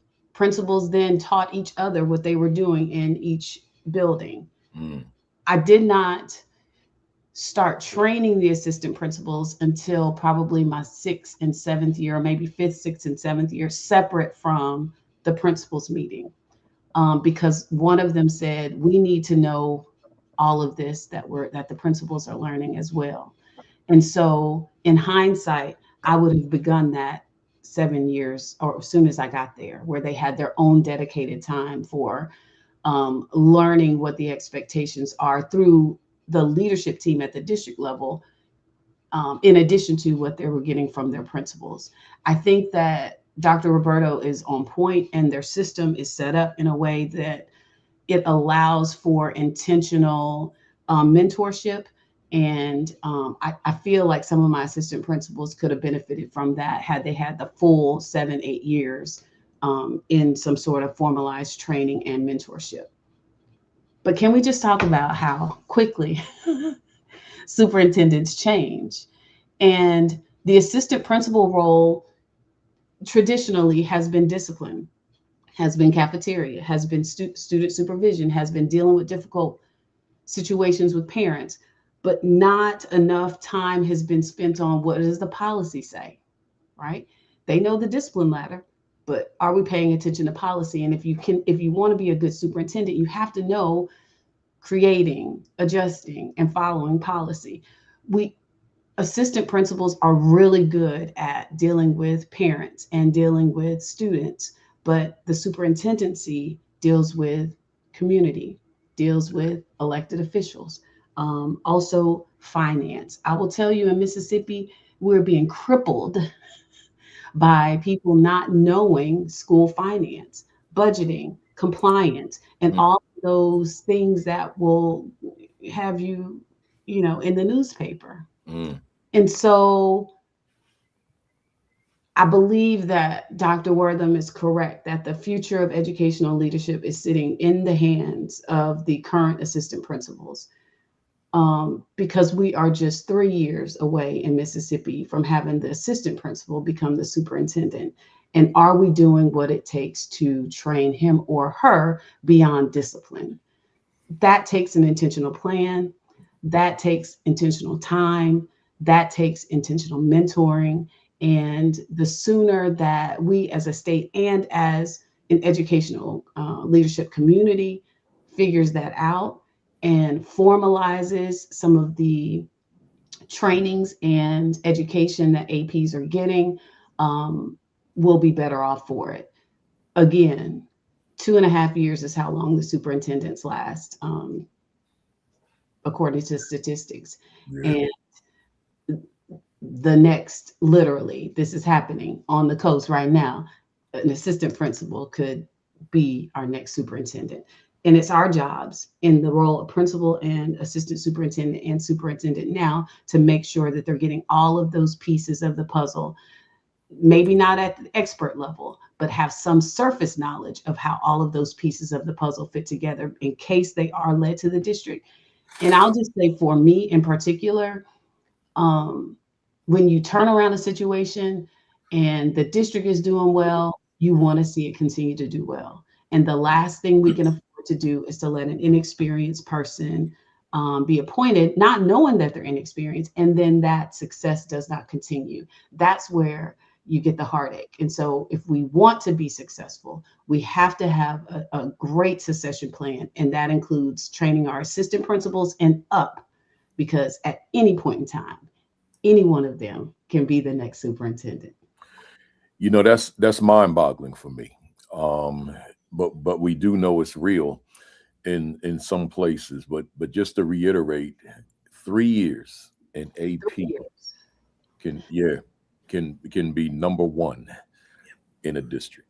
That's right. Someone who is assistant principal now can be hired to be as a principal in the next 3 years at an A or a B school. And and that doesn't mean that he or she made it an A or a B. That just means that you're serving in an A or B. Dr. Roberto could have done the work and I just show up. I keep the train on the track for 3 years. And then I am eligible to be superintendent. If I have, Yeah, wow. Wow is right. I'm glad you shared that with all of us. Right. It's there's so much learning to be done in these various capacities of leadership. There's so much growth to be done. There's so much development to be done. Yeah. And I think that, you know, folks who find those shortcuts, they probably don't realize what they don't know. Right. Yeah. Yeah. And that's our job, to make sure that we fill in the gaps. Now I see that because of this, I should have started a long time ago, making sure that the APs are ready for any position that they're put in. And that could be anything at district level. Yeah. It could be curriculum of a director of curriculum instruction. All of those things lead to the number one role. And they have to be ready. And that's our job, to train them. That's right. That's why we talk, a fam out there. That's why we're talking about we've got to get the assistant principalship right. Right. Do me a favor, hit that share button, retweet, repost, tag somebody, text somebody, call somebody, let them know we're here. And by the way, hit that like button. I'm gonna say it again. Hit that like button one more time. Hit that like button for me. That's how we activate algorithms around here. Even if you dislike it, you've been on this long, hit it anyway. You probably do like it. Right. So let's go. We got number 4 here. We back to Dr. Wortham. Assistant principals should experience authentic leadership opportunities that extend beyond discipline and operations to instruction, culture, and strategic leadership. I know you've touched on a lot of this. You all have, but I know you got something to add to it. Well, too often assistant principals, I'm just going to repeat myself in the conversation as a whole, assistant principals become experts in student discipline and building management, but have little opportunity to really develop instructional leadership and strategic planning or community engagement skills. But from my experience as an assistant principal, a principal, and a superintendent, and let me put a pin right there, after that first experience as assistant principal, then I was accepted an assignment in another building as an assistant principal. It's the largest school on the elementary school on the East Coast. And that principal, Clifton Ball, I tell you, he, God rest his soul, he was I don't want to say the cat's meow, but he was a leader of leaders. And it was that experience, it was actually both experiences that cultivated my passion for the position of assistant principal. And so from those experiences as assistant principal, and as a superintendent, the most successful leaders are those who had the opportunities to lead professional learning, the opportunity to analyze data, to facilitate teams, and to communicate with families, and to really make meaningful decisions, if you will, before they assumed a position. And so, and I say that, Principal Kafele, because when you came to my district in New York, and I was the superintendent, you came and you spoke to the entire district, not just the assistant principals, but you had the entire district in tears, crying, screaming, clapping, you name it. And so I say that we can't expect people to lead what they have never had the opportunity to practice. So excellence requires experience. And so therefore, we have to have systems where everyone grows and develops no matter who you are. It's okay not to know something, but it is not okay not to know and not to learn. Yeah. So if you're an assistant principal, if you're a principal, no matter what your title, find yourself in a position where continuous learning is your goal. After a doctorate, I went back to school, went back to UPenn to learn how to be a coach. Yes, I knew my craft. However, the expectations for coaching are different. Yeah. And so we have to embrace the fact that excellence, I'll repeat it again, it just requires experience. Take the time, come together, create the systems for learning. When we did our learning walks every Monday, Dr. Vincent, we had the assistant superintendent for finance, for HR. We had security. What do they have to do with the classroom? Because if you are responsible for finances, you have to see what those finances are doing in the classroom. And when people say, well, how do I get the experience for operating a budget if I want to be a superintendent? You do it in the classroom. As a superintendent, I would send out a form every October, because budget is a 24-hour and a 12-month process. Budget season doesn't start in January, because in January, all the politicians, they've already closed the budget season. And some people are just starting to talk about the budget that has to be approved in May. But we started the conversation in September, October. What do you need for the next school year?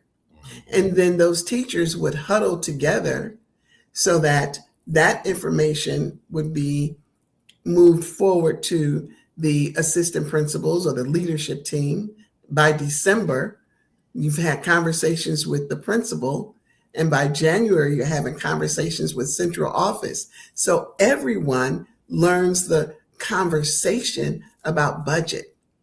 So we grow and develop by creating systems for success. Love it. I'm while you all speak, I'm always monitoring the comments, and there are two that I would be careless, negligent if I didn't put them on the screen. And let's do this though, because I do want to get through the whole thing. Give me your summary responses to these two. Here's the first one, Candace Smith. I hope you're still there, Candace. How can APs be intentional about being in classrooms and fine-tuning the instructional piece, also learn school budgeting and finance adequately? What do you think? Yeah, that was just it. I think I answered her questions. You learn the budget not by the highest budget I had was $450 million, and the smallest budget was, I don't even remember how small it was, but maybe 120, maybe 120 million. And so, but you learn that by knowing, having conversations with classroom teachers, by having conversations with the cafeteria staff. You learn that by talking to the athletics director or talking to the physical ed teachers. That's how you make the budget, by listening to the people in the field. Budgets are not created in the central office, in the dark, in the back, in the corner. That is a recipe for failure. So when teachers can talk about the materials and the resources and the why they need those materials and resources, and then you create the systems for success. That's how you do it. It's budget is not done by one person, by the in the business office. Good stuff. Good stuff. Anybody else want to chime in? Because I got one more that I want to put on the screen as well.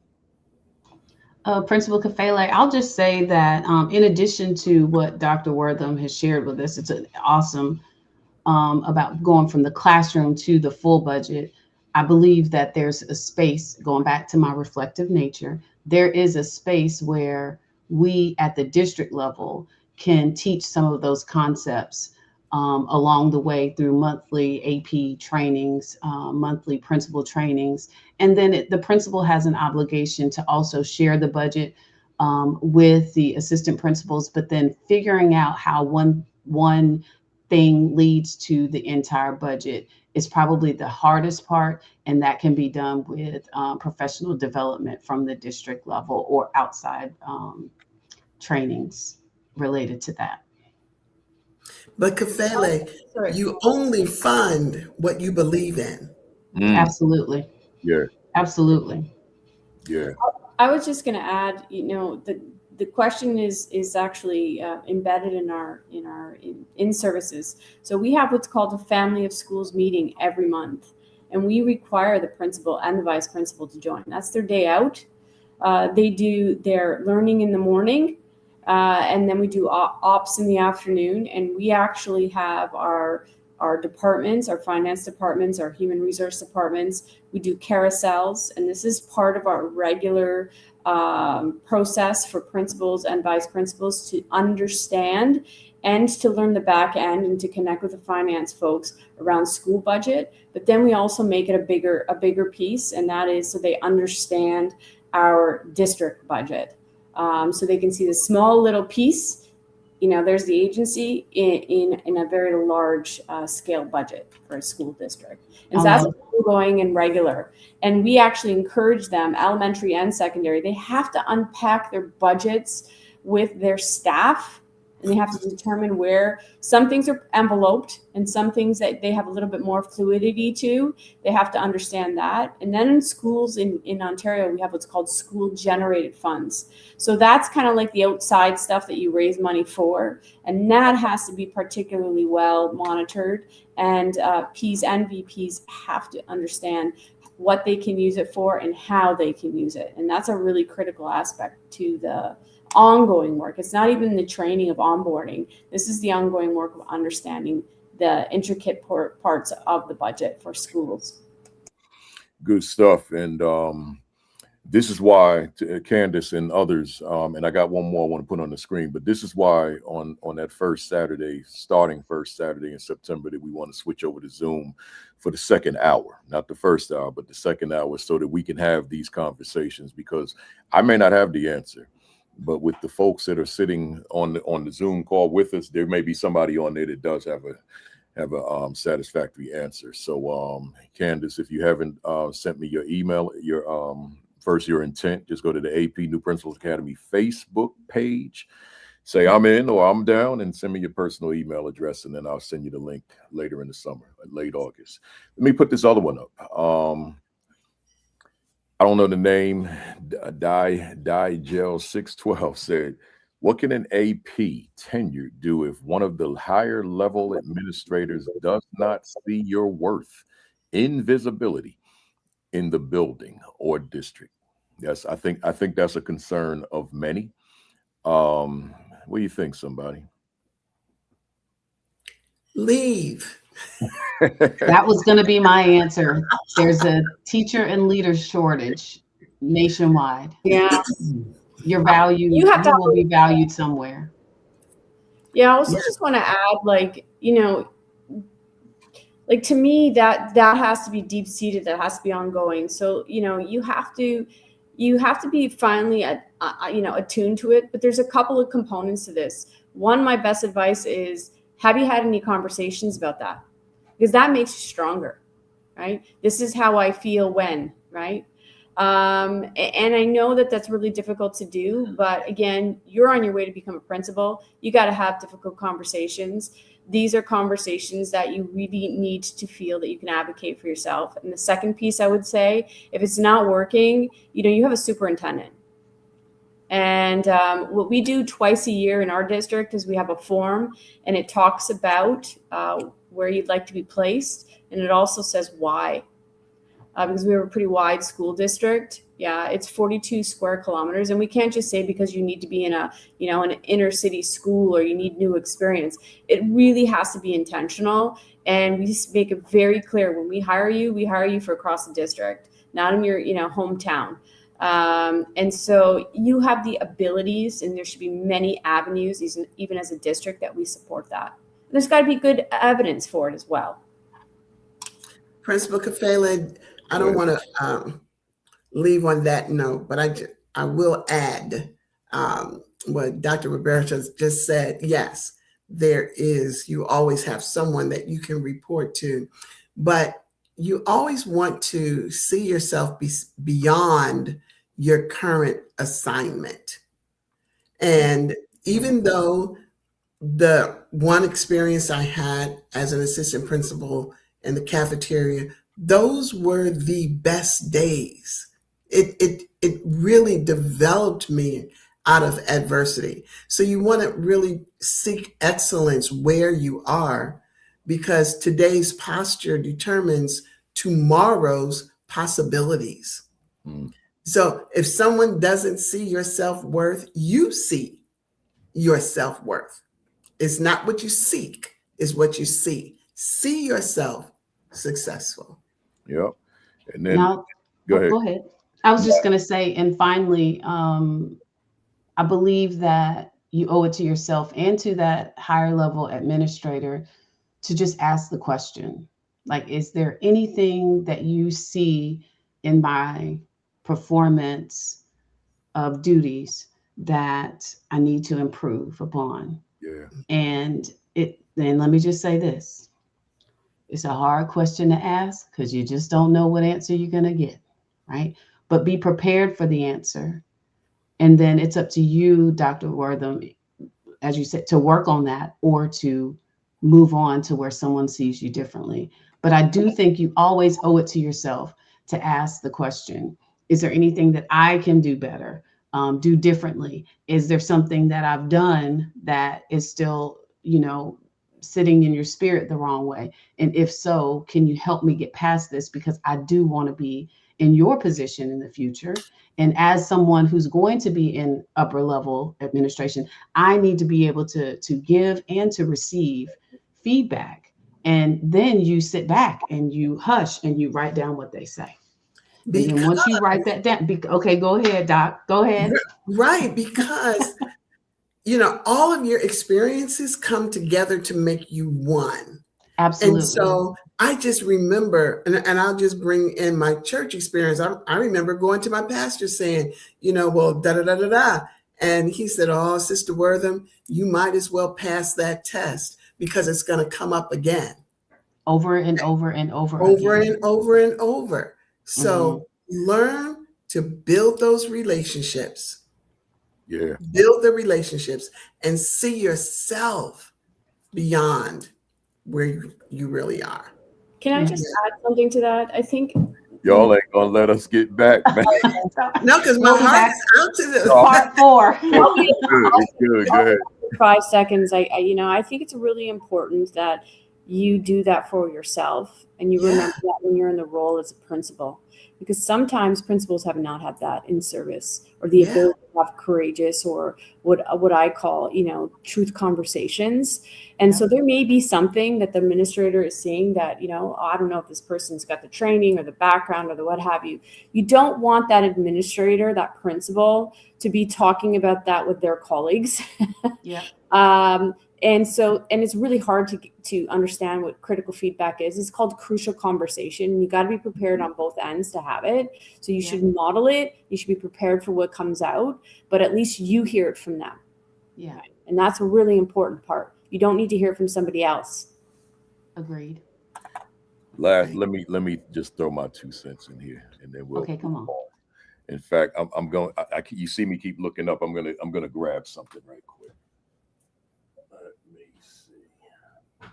There we go. I gotta be careful with this. The first response that you all gave, I said to myself, "Amen." You I think two or the three of you said leave, right? Yep. Now, let me just say this to the young lady.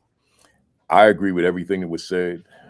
I co-sign it. I would say the same things, right? But I'm gonna give you one more thing. And if you're a regular on this platform, I don't know if you are, because I don't recognize the name. But oftentimes I say, sometimes the school you're in or the district you're in is not the one. There's another one out there that's got your name on it. There's a building somewhere. It doesn't have to be in your same city, state, or it could be in another state, right? But somewhere there's a school that was built for you. So I went through my challenges, right? And I knew that this wasn't a place I wanted to be after a while. So I left. I literally left, and it culminated into this obelisk. And this obelisk, you won't be able to see it on camera, but this is the obelisk that all recipients of the Milken Award receive, right? So I'm one of just a small number, 3,000 Milken winners over since 1987, right, when it started. And I don't think I would have gotten that where I was. I had to break free and find a place that had my name on it. Find a place where it was clear before I signed the contract, we are interested in you.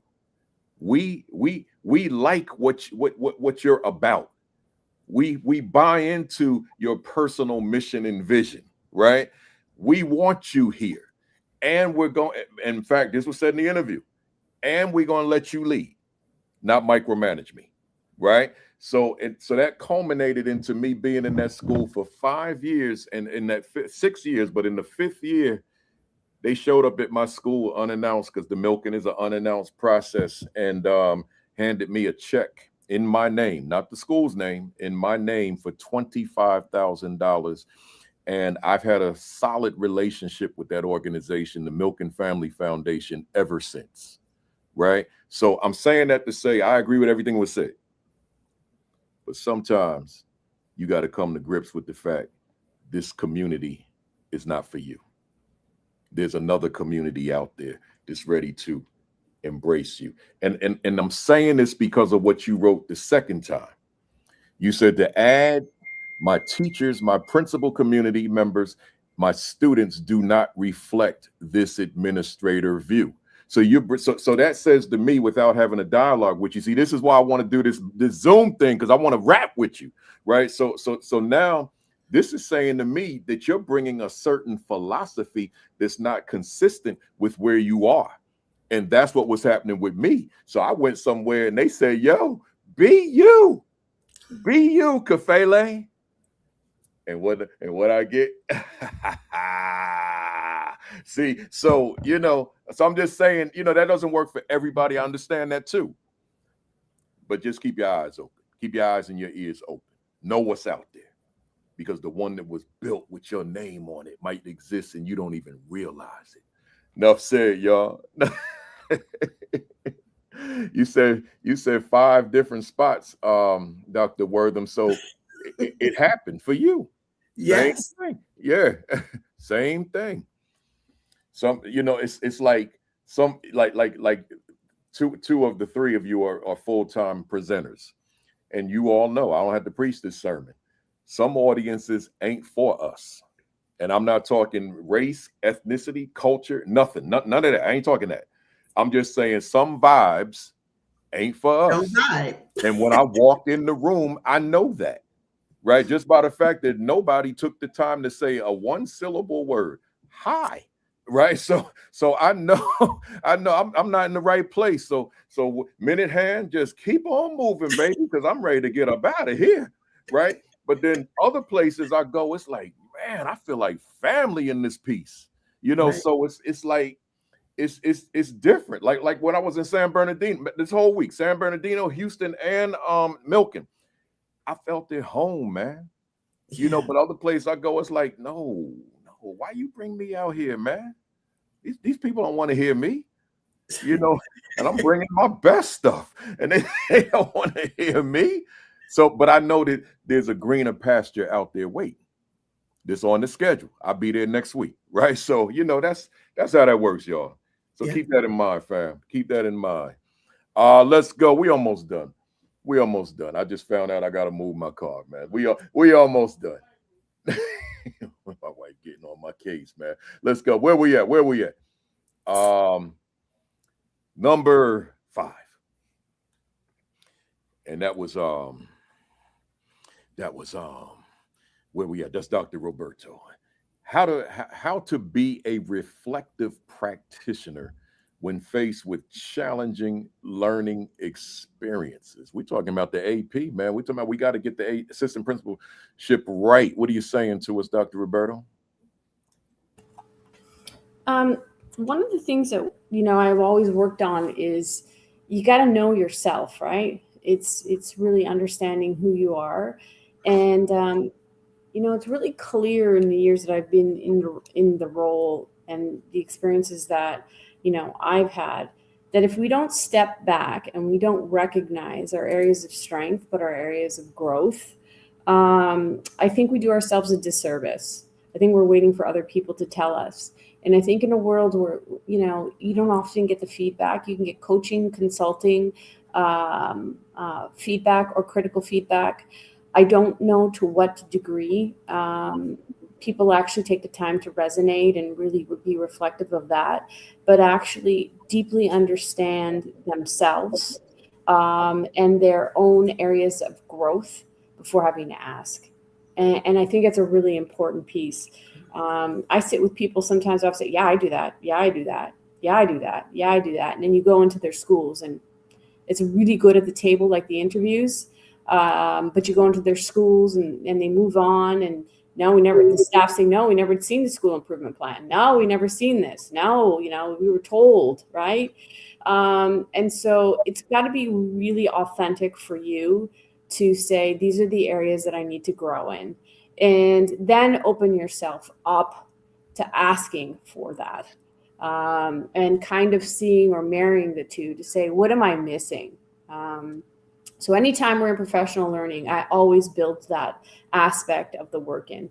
What have you done really well? And I do this with my superintendents too. What did you do really well last week, right? What are you really proud of? And what is something that you actually needed to maybe take away and improve on, or something that you learned from? And I have them do that. They have little jars, and sporadically on Monday mornings when we meet, even at the superintendent level, I still build that in, and I model that with them on things that I've done really well and things that I need to improve on. And that's what I mean by a reflective practitioner. Good stuff. Good stuff. And I'm just putting these comments as I listen. Multitask. Somebody asked me for my email address. Go to principalkafele.com and you'll see it there, right? Just go to principalkafele.com and you'll see it all over the website, and hit me up. Right. If you keep it brief, I respond right away. You send me a dissertation, it might take me a little time. Right. Let's go. Number 6. And number 6 is Dr. Vincent. She said training and development has to be intentional to be effective. I know we talked a little about it, but if you got anything you want to add, floor is yours. Yes, thank you. I think we both said it. If it's not written, it doesn't happen. A calendar is the best thing in the world. And I think a Google Calendar is the best thing in the world, right? It keeps me organized. It lets me know where I'm supposed to be, what time I'm supposed to be there, if there's preparation for that. And I will tell you that anyone who is intentional about growing, professional growth and support, they want to know what's happening next. So at the beginning of the year, it's important for principals, and I try to give this out for the people who are planning for the next school year, because I know that's happening right now. If the APs have a calendar and they know that on this date we're learning about budget and finance from the finance director, the next date we're learning about federal programs and how to build that federal programs budget. The next month they're learning how to interview and find the right teacher for the position in the absence of the principal. All of those things matter, and it gains excitement when they're able to see it on the calendar. And then also, as superintendent, we're able to pop in to build those continued relationships with the assistant principals. You will also be able to see who's growing and who can possibly be the next principal in the absence of, or when your principal gets promoted to higher things, right? So intentionality has to be written. It has to be put on the calendar. It has to be shown to and shared with the assistant principals and all leadership, so that people get excited about the amount of development that's going to happen over the year. I tell people all the time that people will apply for jobs in your district if you're a good leader, if you have community support, and if they know that they're going to be developed under your leadership. So if those 3 things are the guide for recruitment, we have to provide that to the people that we serve. We have to provide good leadership. We have to ensure good community support. And then we have to ensure that we develop them while they're in our care, under our leadership. And only through those things will we create a higher retention rate and growth of the community and the students that we serve. It has to be intentional. Can't be willy-nilly. Can't throw it on the calendar at the last minute, because people are like, what are we having to do today? They have to know what they're going to learn, when they're going to learn it, so that they can be prepared to learn it. And in the words of Doc, listen well. Yeah, there you go. There you go. Listen here, y'all. Like we got another round, but instead of doing that, because it's 1 o'clock Eastern already, 1:01 to be precise, I thought I found one that would be a good one to end on. And it's actually because the other ones we've been in and out of stuff and touching on a lot of things, but this is one that we haven't talked about, and Dr. Vincent actually wrote it. So let's all 3 of us jump on this one, all 4 of us, but particularly the 3 of you. Are you teaching your AP and principal to care for self or just the discipline? Since you wrote it, Dr. Vincent, give us your first thoughts, and then let's go around, and then we'll close it there. In reflection, this is all about reflection for me, because, you know, you do a lot of things as superintendent and you do a lot of things right. The one thing that I feel like I could have done better is ensuring that my school leadership team took more time for self-care. Now, we had EAP, or Employee Assistance Program, where they had a certain number of therapy sessions free, purchased by the district. We had personal days. We had vacation days. But I'm not sure if I did enough to say, when you need to take off just for a mental health day, do that and then cover it because it needed to be done. In this, after my superintendency, I realized, and my husband helped me to realize, how high my level of stress was, how high the blood pressure was, how out of whack everything was, because you just go and you go and you go and you go for the sake of the community and the children and the teachers and the leadership. They need me. I can't take off. However, when it all ends, right, and you have a break, you're no good to your family. And so I will tell you that I have been helping leadership teams figure out how to teach people to have mindfulness breaks throughout the day, how they should take time off when they feel like they're reaching a breaking point, so that we don't have burnout and we continue to have good educators into our space every day for the sake of children. When people fail to take care of themselves, they can't take care of anyone else. And I've seen it, I've lived it, and I don't want that to continue in our assistant principals and principals, because we need them to be present. We need them to be healthy. We need them to be in a good headspace for the sake of our children and our communities. And it's up to us to help them to carve out that time, to recognize the wins, and then work on the losses a little bit at a time, but not stress so much that their self-care is damaged in the process. Good stuff.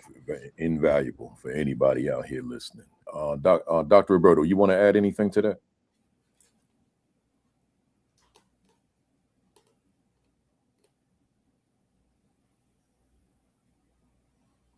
Dr. Roberto.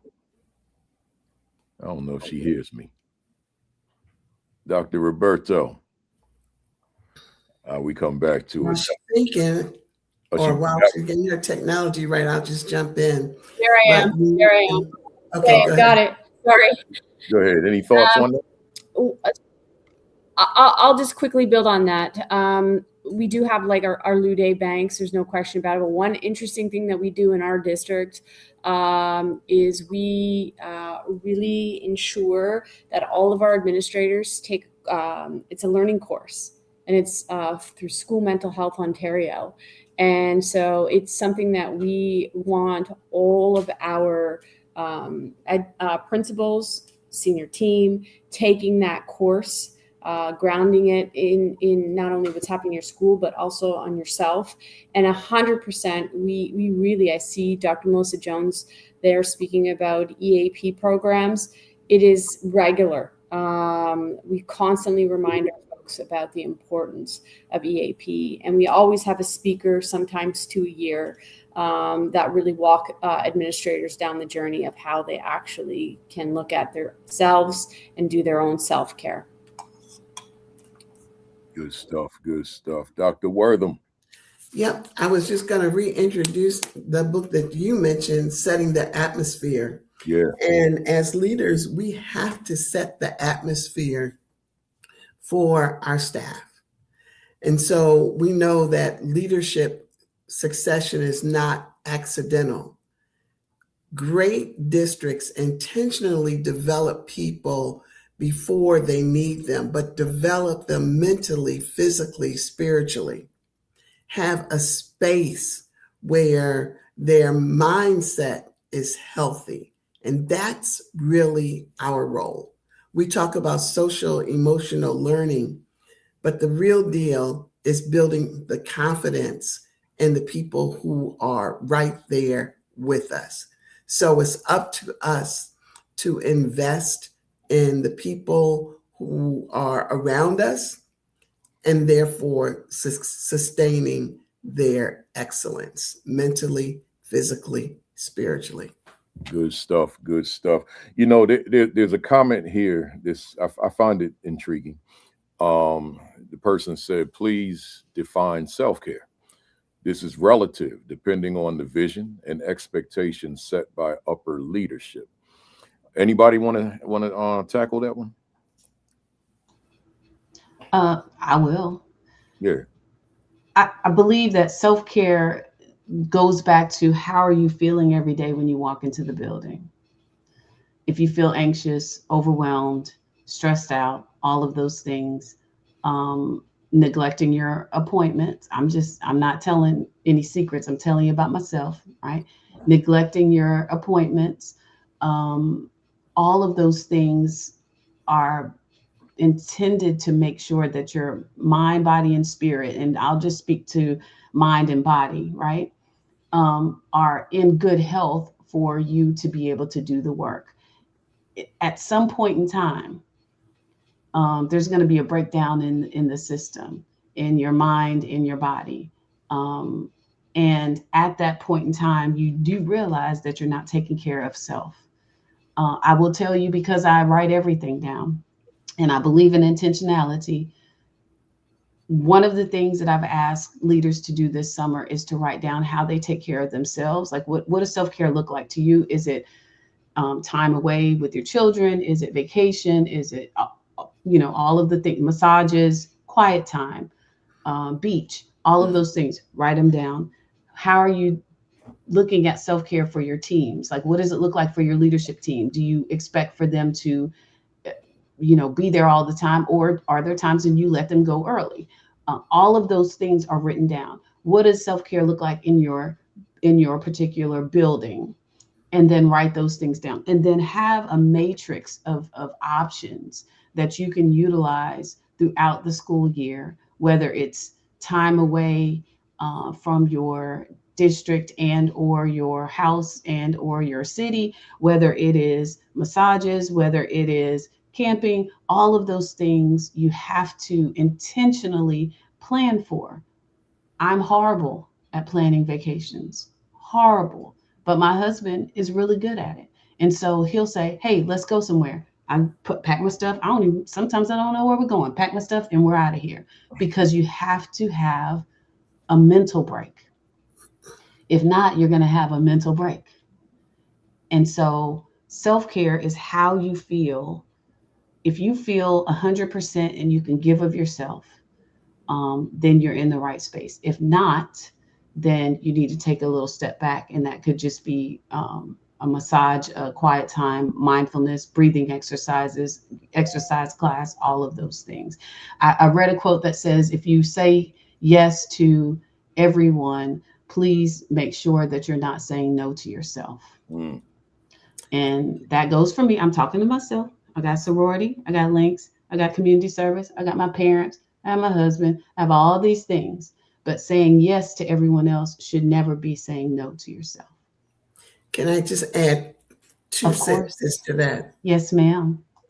I just believe that the word culture enters into all of that, because culture, in my definition, is the way we do business. Yes. And if the way we do business lowers the stress of everyone, because no one has to wonder, what is it that I'm supposed to do from the time I arrive to the time I leave? So if we spend time bringing people together, making sure we understand the mission and the vision, then we eliminate the stress. Yeah. When everybody comes together, and I've spent so much time talking about a mission statement. The mission is, why do we exist? And if you understand in that organization why you exist and where you fit, then that is going to cultivate an atmosphere of joy. When the alarm clock goes off in the morning, it's just like a fireman. Where's my pants? Where are my tools? Where do I need to go? How fast can I get to work? You're excited about just showing up and being effective. That is the joy. When we talk about making the atmosphere so conducive that people know, I'm getting caught up, that they belong, that's what we're here for. Yeah. That's a great note to end it on, the self-care. And as I typically say, self-care, self-preservation, right? It's a good place. It's a good place to end. This has been a powerful session, and no need to go through the rapid fire. You've been down that road before with me, but this has been a great session. Let me be the first to applaud you. But to the fam out there, I threw you off because we're not doing the rapid fire. So if today's session resonated with you, if it was good information, if it was useful, if you could use it, if you could infuse it into your practice, then give us your favorite emojis. Do that for us right quick before we sign off. Let those emojis come on whatever platform you're watching us on. And I'm going to get my favorite emoji. It's a real life bat, right? My Louisville Slugger. So certainly you all hit it out the park. Every time you came to the plate, Louisville Slugger. That's the best bat out there, man. Y'all hit it out. So good stuff, good stuff. I see those emojis. Keep them coming, y'all. Keep them coming. Keep them coming. Hey, Dr. Vincent, the folks want to bring you in for a whole day of you, or a week of you, or a full year contract of you, or just a keynote. Shouldn't say just a keynote. Keynotes are powerful things too. They are. Yeah. How can they get in touch with you? Dr. Shannon 15@gmail.com. Simple. Give it to them. Dr. Shannon 15@gmail.com. There you go. One more time. Dr. Shannon 15@gmail.com. My birthday is the 15th. So that should keep you. There you go. I see them emojis, fam. So yeah, if you want it for a full day, full year, or more, whatever it is, reach out. Dr. Wortham, you too are on the road doing big things. How did they get in touch with you and get your book? Yes, my book you can get on Amazon, called Setting the Atmosphere. And you can reach me at Dr. D.L. Wortham@gmail.com. Good stuff. Dr. Vincent, do you have a book? I'm working on it. Listen, I'm working. It is, I have a title. I'll reveal it. Listen, you'll know before anybody else knows, but it's all about the superintendency. Oh, I hear that. I know it's required. It's needed, man. The good stuff. Absolutely. Good stuff. Y'all got a lot of emojis on here. Appreciate it. Keep them coming. Dr. Roberto, I don't know if you do any public stuff, but if so, how do they reach you so that they can come, that you can come and cross the border and come on to the US and talk to our folks? It's pretty simple. It's JoAnna.Roberto@granderie.ca. All right. You do any professional development? Yeah. Oh yeah, there you go. So you got 3 here, folks. Bring them to your district, your conference, your school, your event, whatever it is, bring them on through. Hey, any parting words for the fam out here today? I will repeat what I said earlier. It's important to be intentional about training our assistant principals, because then they may be the next superintendent. Yeah. I'll leave you with love your people. I like that. And I'm going to end with how you quoted me at the beginning. Yeah. The assistant principalship is not born on the day someone receives the title. It is cultivated over time. And if we want stronger schools tomorrow, we must intentionally develop stronger assistant principals today. Oh, you got that thing memorized. I hear that. I hear that. Well, I appreciate y'all. I appreciate. Let me close this out. Stay there so we can holler off mic for a hot second. Hey, fam, as always, appreciate you being here. Always appreciate you being here, man. I've been doing this for 321 consecutive Saturdays, so I know everybody's not here every Saturday. You know, the videos are always available on YouTube. You can go to the channel anytime, but I appreciate you. Next week is number 322, and it's the last Saturday in June. I got two principals.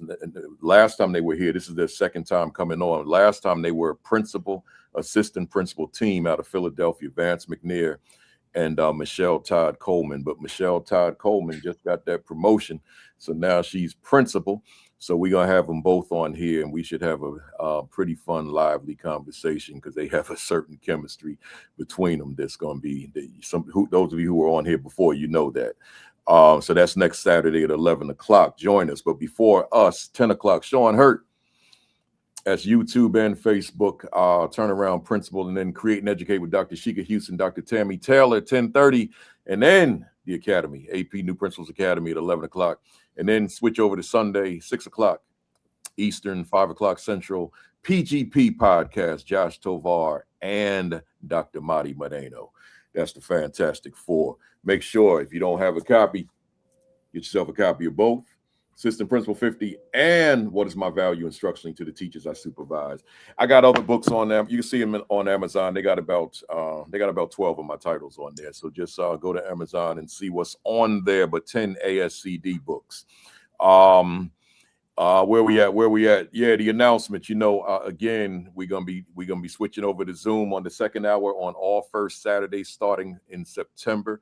So if you haven't given me your information yet, your interest, just go to my AP New Principals Academy Facebook page, not my Principal Kafele Facebook page, but my AP New Principals Academy Facebook page, and simply say I'm in or I'm down, whatever your wording is. I'm in, I'm down, and then leave me your personal email address. Don't give me your school email address because that's not going to work for me.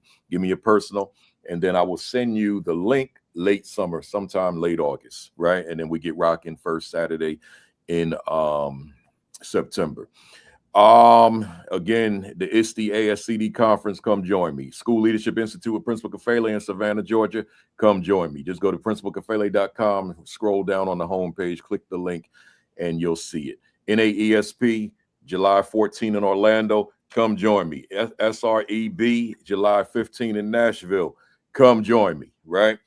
Everything else I'm doing over the summer, that's private stuff, so I can't invite you to those. Make sure you subscribe to the AP New Principals Academy YouTube channel. Hit the subscribe button and be part of that 25,400 subscribers that we have. So hit the subscribe button and then hit the notification bell once you hit subscribe so that you're notified in case you forget when we go live, which is 11 o'clock every Saturday morning.